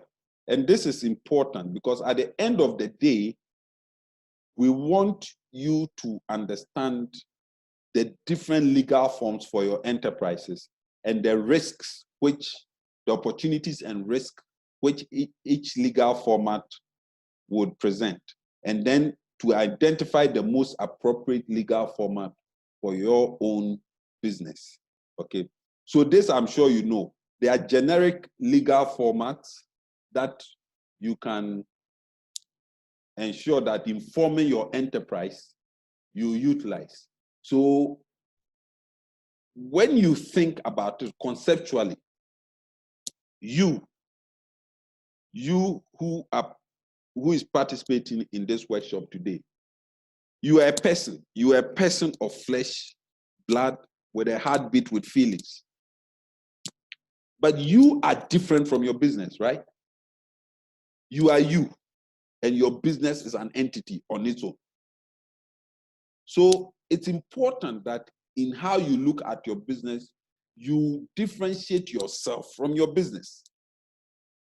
And this is where the legal forms or the legal formats come in and their respective advantages and disadvantages. So you look at it in respect of whether they present opportunities or benefits or disadvantages from the point of view of how they impact on you as an individual distinct from your business, and what roles, responsibilities that they present for you. And in thinking through this, this is how you form your organization. It's wrong to start an enterprise and not think about the form that you want it to take.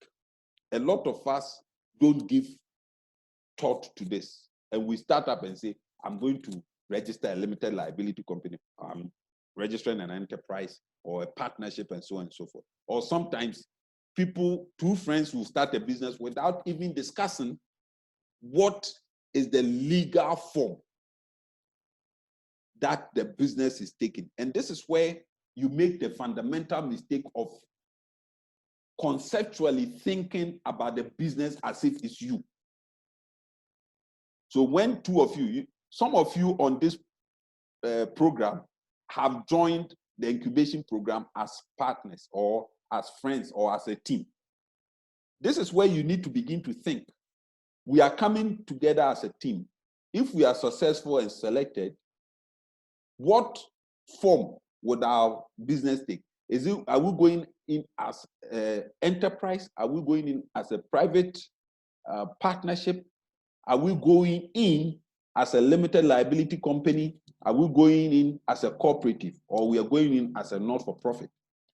All of these generic forms have their own advantages and disadvantages, and their implications for you as an individual or as a group. So it's important that in forming your idea and informing your enterprises, you begin to reflect over this. It's very, very important. So the types of legal forms for an enterprise could be a sole proprietor. So as a sole proprietor, you can conduct business in person as yourself. But what you have to remember is that you as an individual, you as a person, you are the same as your business.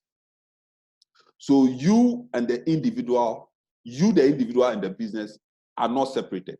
And so when you go to registrar generals to register a sole proprietorship or an enterprise, you will find that most of the time they will register it in your name. So even if you go there and you say, I'm called Kojo Brichum, but my enterprise is KB Enterprises, and you register it as KB Enterprises, they will register as Kojo Brichum Trading as KB Enterprises. Because in the eyes of the law, as an enterprise, you, the person, is the same as the enterprise. There's no difference between the two of you. And therefore, you, the person, you are exposed to all the risks that are associated with doing the business. So a sole proprietorship is the simplest and fastest way of registering a business, or registering your idea and your enterprise and your service and so on and so forth. But the risk is that you, the person, you, the individual, you are exposed to all the risks, okay, that you do. And you will remember that you would run or operate your business in your own name and pay tax on the profit that you make. For agribusinesses, you are exempt from tax for 5 years or so. So that one is something that in other jurisdictions, no, but in Ghana, you are exempted. Okay. So if you do business as a sole proprietor or as an enterprise, remember that you are personally and fully responsible for all debts and obligations of the business that you conduct. Okay. So if you owe money and you refuse to pay, your creditor can lay lien on your personal assets. So it doesn't matter whether it's business assets or personal. So if you are a sole proprietor and you go and take a loan and you refuse to pay and you have a car, they can seize the car. If you have a house, they can seize. If you are wearing your shoe, they can remove your shoe. You can't say, but the shoe is not part of my business. Once you are wearing the shoe and the shoe, they can remove the shoe. Okay? So that is what but even with those risks, the advantages are that it's easier to manage. Filing taxes are simpler and easier. The other advantage is that you can liquidate easy. It's easy to liquidate. If the business is not doing well, it's easy to liquidate. Then you have the private partnership. Now, private partnership is where two or more persons who may be sole proprietors or not, but they join together in conducting business and they make equal contributions. Remember this, equal contributions in the form of money, resources, logistics, debt, skills, okay, for the purpose of doing the business, and they participate equally in the profits and losses arising thereof. Okay, so in this instance, the partners are either personally, jointly, or severally. Severally means individually, and fully liable amongst and between themselves for the business undertakings. So it means that each partner is responsible and must assume responsibility for consequences. So you cannot go, one partner cannot go and incur a debt in the name of the business and the other one will say, I don't know anything about it. Once it's in the name of the business, both of you are responsible for it. So those of you who are coming in as a group, you have to remember, if you're going to set up your enterprises as a partnership, as a private partnership, you need to remember that no one member, no one person can go around taking decisions and doing things that will have implications for everybody else. So every one member must be fully apprised of what is happening, who is taking what decision, who is doing what, because you will be held jointly and severally responsible for anything that goes wrong. And in that respect, it is seen that the partnership in most cases or in all cases should be 50-50 or 25-25 or whatever equal percentage that all of you have in the business. Okay, and in the same manner, you share profit. So you don't go into a partnership and then at the end of the period when you are sharing profits, you sit there and say, but you didn't contribute. Or you did it, then it's not a partnership.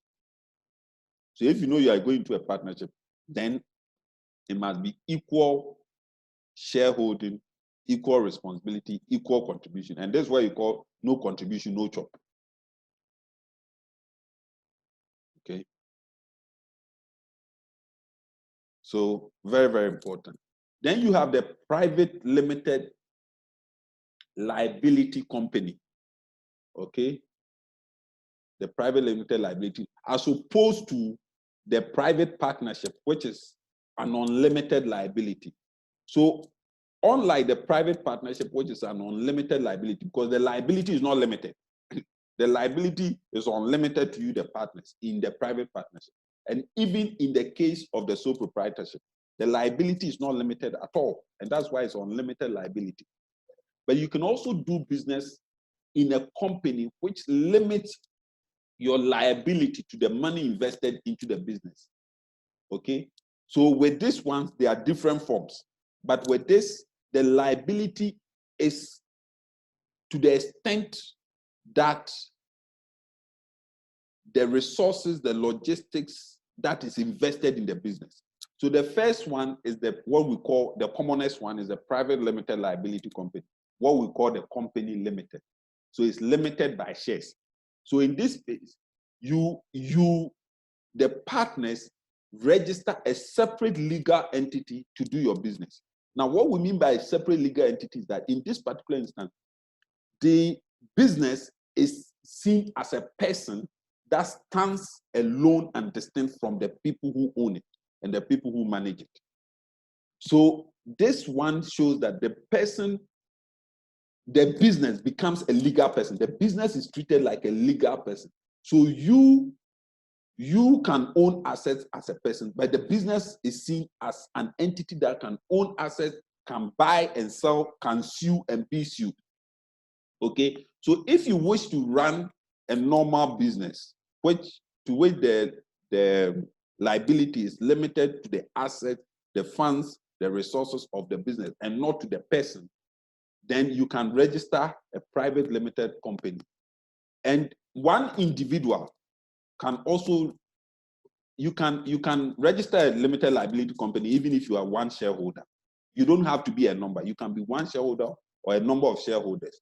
Okay, you can be an individual, you can be a group, you can even be legal entities on their own that owns a certain number of shares. So in that respect, profit and losses are shared in the percentages of share ownership. So if there are 3 of you and one person has 50% and the others have 25, profit, it means that the shares, the resources that was brought, the one person brought 50%, the others brought 25 each. So in the same manner, liabilities and profits are shared in that ratio. Okay? And the advantage of this is that in the case of any bankruptcy or any default or any liability, that is to the extent of the liability is held against the assets of the business. So if as a business, as a limited liability company, you own, let's say, 20,000 cedis in an account, and you have a vehicle, you have stocks, and there's a problem, your debtors come, they cannot come and seize the house that belongs to a shareholder unless that shareholder use that house as security or as collateral. Okay? But if you did not use your house or your bicycle or a car as collateral, then you are not held responsible. Okay? So that's the limited liability company. Then there are cooperatives. I won't talk about cooperatives because I don't think that some of you are running cooperatives in this. And then there's the NGOs, the not-for-profit. Again, for our purposes, they are not. So this is where I will end. Unfortunately, we cannot take the other session, which is managing change as an entrepreneur, because time is far gone. We've taken too much of your time for today. So who is handling the Irene? Is Irene here? Who is handling the feedback for today? Let me unmute Irene. So she will.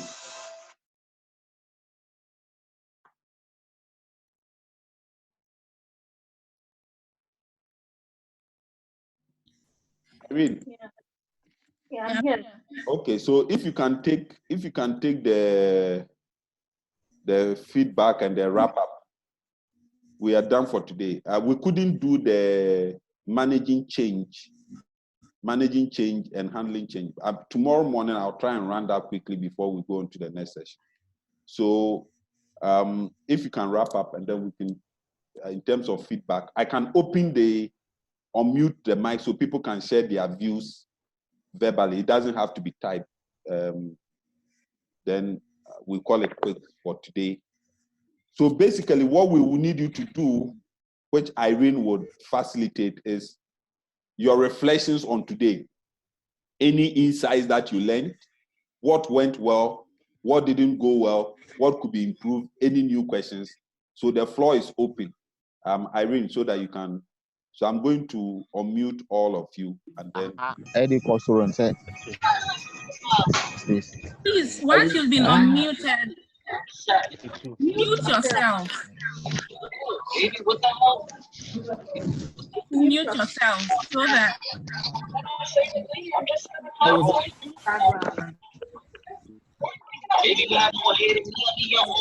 That's ridiculous.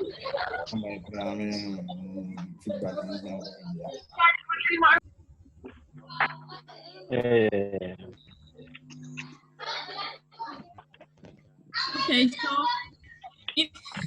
If you have any additions or suggestions to this program, how it went, or how better it could be, I'll be here to take your suggestions.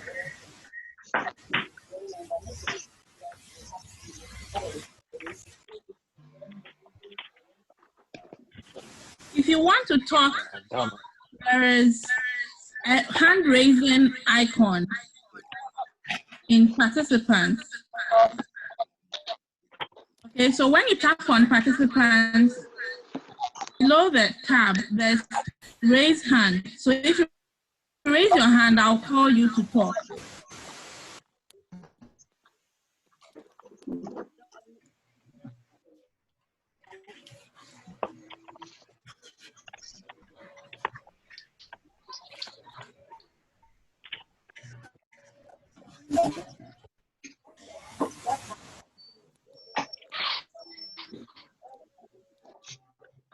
Hello. Yeah. Hey. Madam Irene. Can I go ahead? Please, Mike. Is that Michael? No, this William.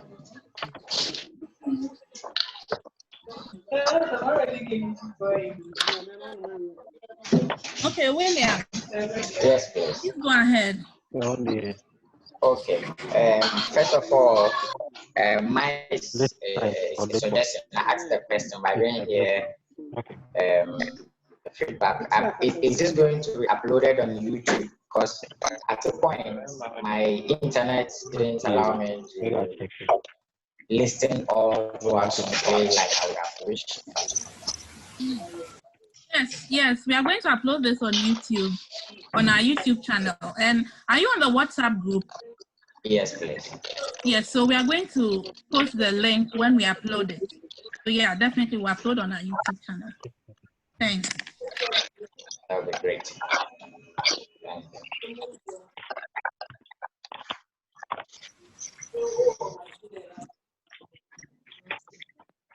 Anyone else, please?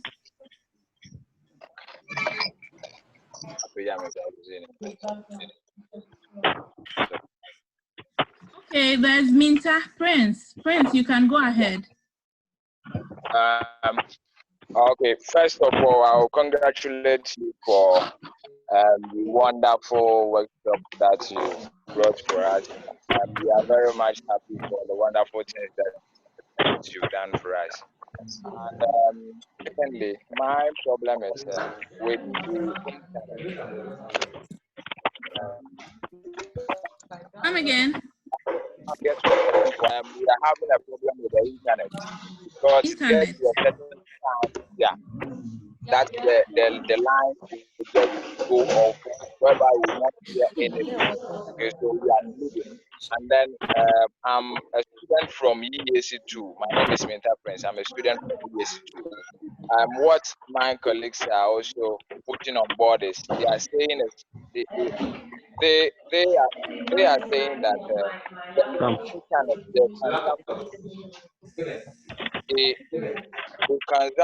very high, so it's like they've begun to lose hope or interest in the online program. So I don't know if there is a way out so that you can help them. Thank you. Okay, Prince, if I understand you, you said that the internet connection is bad, and then people are having challenges with getting enough data to stay with us online. Is it this type or the other one? Okay, well, for the internet connection, there's not much we can do about it. And for data, what we'll try and do is use the least time as possible. But then I'll talk to my bosses and see. But then the best we can do is stay less time on the internet so that we don't consume so much of your data. But then thank you. Are you on the WhatsApp group?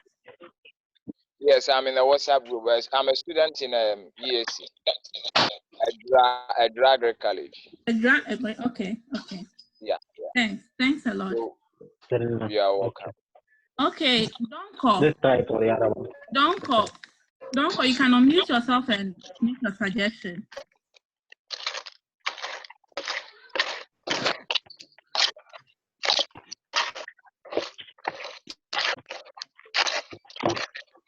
Donko, can you hear me? Otherwise, Magdalene can take over. Magdalene, you can unmute yourself and ask your question. Make your suggestion. That's what you are saying. Okay. Magdalene, can you hear me? If you want to make your suggestion, you have to unmute yourself. If Magdalene is not ready, Emmanuel can take over. Emmanuel J. One of the things that has been very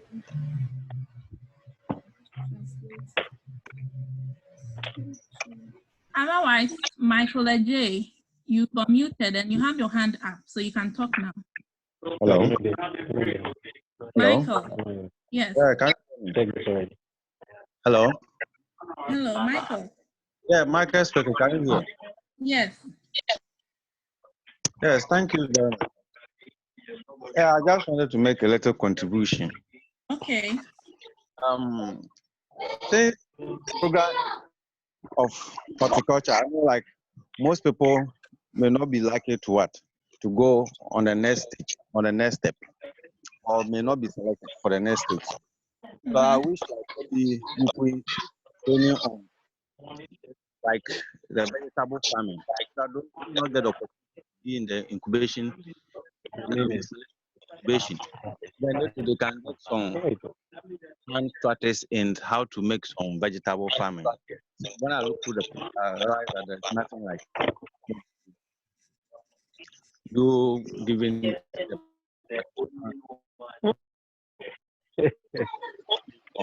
like vegetable cultivation. So you mean the training, you think the training is not concentrating so much on vegetable cultivation? Yes. So it's like those who have to benefit, like the benefit. Maybe not all of us may be selected for the incubation period. So if let's say somebody is out, that means the person may not be able to benefit from at least the vegetable cultivation practice.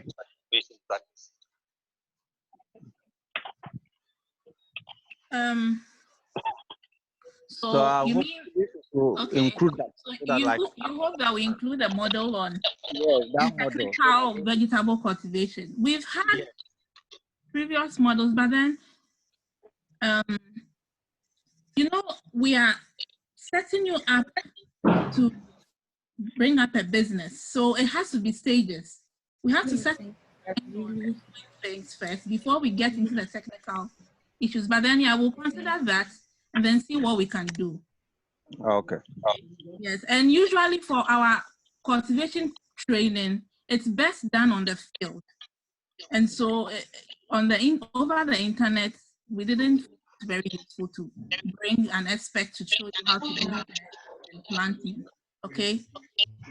So, but then we'll consider that and then see how best we can incorporate that. But definitely, yes, you have a point. Usually, the on-job training is best done on the field when we have experts really showing us how to do stuff. Okay. Very much, Michael.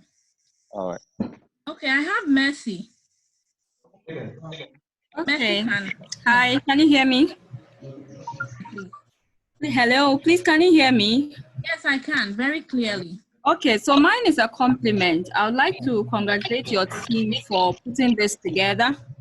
And one of the things that I've really learned today, which has been very instrumental for me, is how to translate my ideas into enterprise actions. So I'm very, very grateful for the opportunity. Thank you. And thank you also for joining in. We are very grateful for your patronage. Thanks a lot. Welcome. Okay, Elom.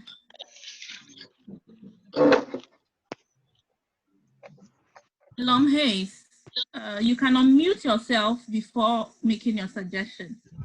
We will not hear you.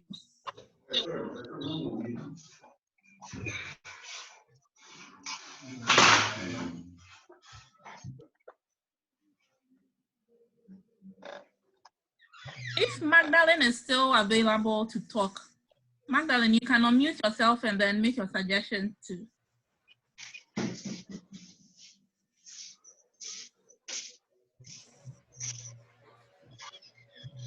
Okay, so the host, Albert, can you please unmute everybody again, because some people muted themselves and cannot unmute themselves. So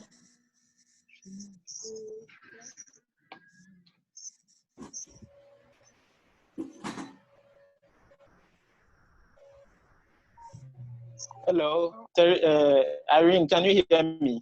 yes, Donko, yes, I can hear you. Yes, please, may I know when the slides are going to, when are you going to send the slides to our mails? Slides for today should be sent by the end of the day. Hopefully, yes, by the end of the day. But for the video, I'm not sure. I can't tell. Okay. Okay, yes. So we should send the slides by the end of the day. But then for the video recordings, the technical people will have to answer them. All right. Thank you. Thanks.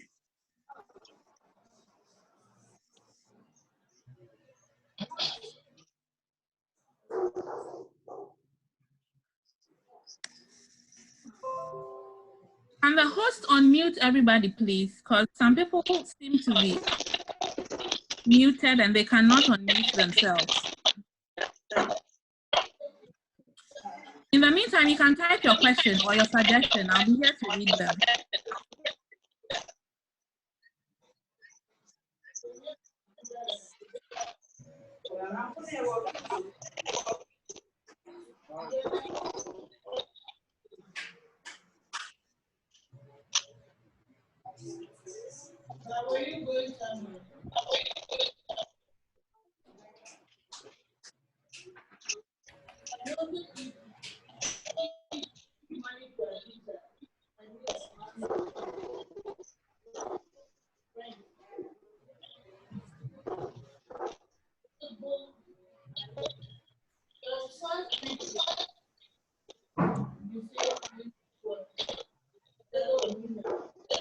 You can type in your questions or suggestions while we unmute you.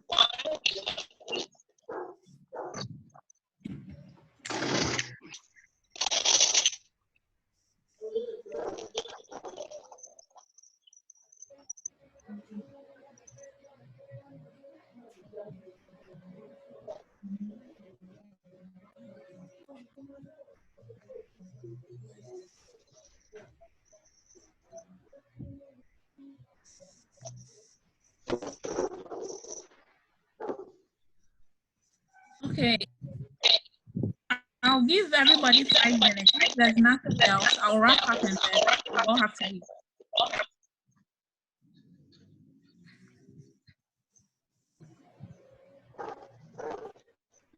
I'm sorry for those muted. Like I said, you can type in your suggested feedback.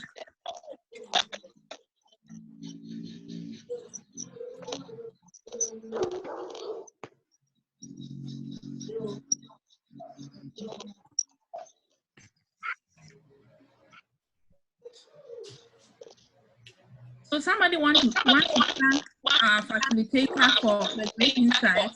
That's Magdalene, and that she learned a lot and hopes to learn more.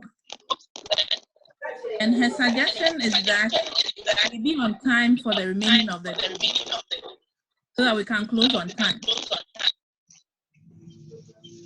And the question is, when are we submitting the question of the day? That's in the assignment that was given. Magdalene, if you're on the WhatsApp group, we'll give you more information on that. Okay, on the assignment. Information on that. And thankfully,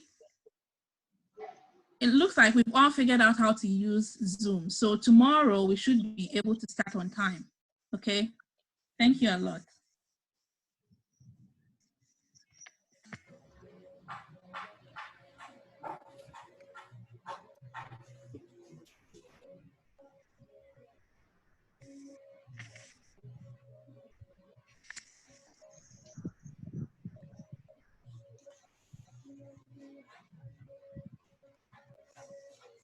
Okay, so thank all of you for tuning in today and stream this live on Facebook.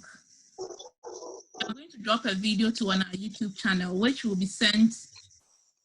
The link will be sent to our WhatsApp group. If you're not on the WhatsApp group, try and let us know. So you either send your number so that we add you, or just let us know here so that as much as possible we can add you to the group. Because you'll be getting most of the information there when we get out of this platform. I'd like to thank everyone who joined in, and then our sponsors, our partners, the University of Ghana, LIPREC. So LIPREC is Live Talk and Poultry Research Center, and they are the Agri School of the University of Ghana. And then HortiFresh, which in conjunction with APOAK, the Graduate in Agri program. And then we are grateful to Leventis Foundation and then the Research and Grant Institute of Ghana for being our partners and helping us come this far. Tomorrow at 9:30, we'll be here. Hopefully we start on time. And as you all know, we have a program, and our presenter, our main moderator will be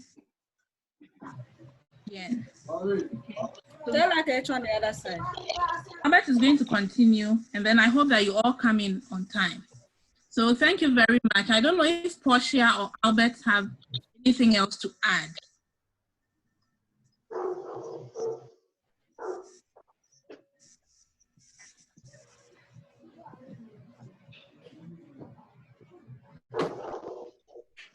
Okay, somebody wants to be added to the WhatsApp group. Mercy, I've seen your number. Can somebody pick that up? Otherwise, I will. Anything else? Otherwise, I'm wrapping up in the next 1 minute. Irene?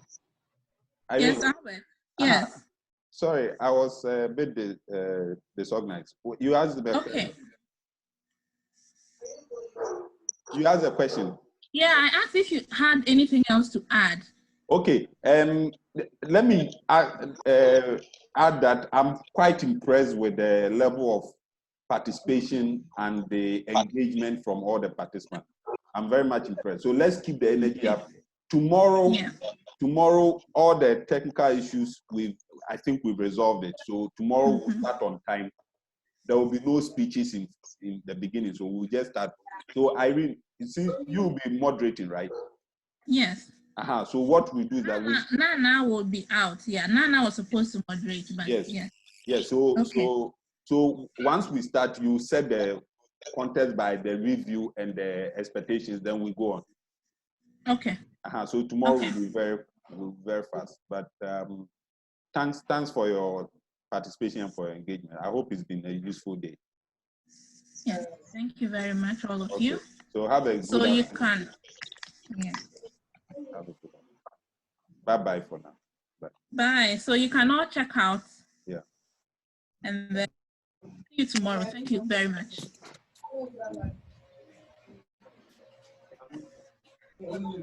Someone take this.